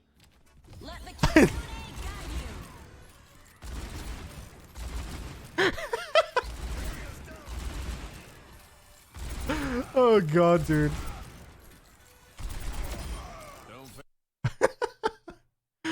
But yes, it is actual chaos, her ultimate, and people are gonna have the most ridiculous clips with that shit. It's gonna be ridiculous. As team wide, yes, it is team wide. Anyway, I'm out. I'm out of here. I've covered everything I want to cover. We've watched everything I want to watch. You guys should go watch all the good YouTube videos by everybody who's covered everything. I have to log off early today. I will be back on tomorrow for the Apex tournament with G Dolphin. I don't remember what time that starts, but it'll probably be somewhat around this time tomorrow because I think most of the tournament are also EU. And EU viewers, obviously, with the time zones, that means it'll have to be late morning. I would assume my time. Tweet it? I don't go to Twitter. Twitter is a silly place. Chat, listen, I'm like a professional content creator on the internet, and I feel like Twitter, like, it's not even a hot take, man. Twitter and social media is just bad for my brain. So I don't ever tweet. I don't do anything. I'm just lazy. Like the last time I tweeted was on my birthday and I was like, I turned 30, pog. That was it. That was 2 months ago. Like I am effectively a boomer.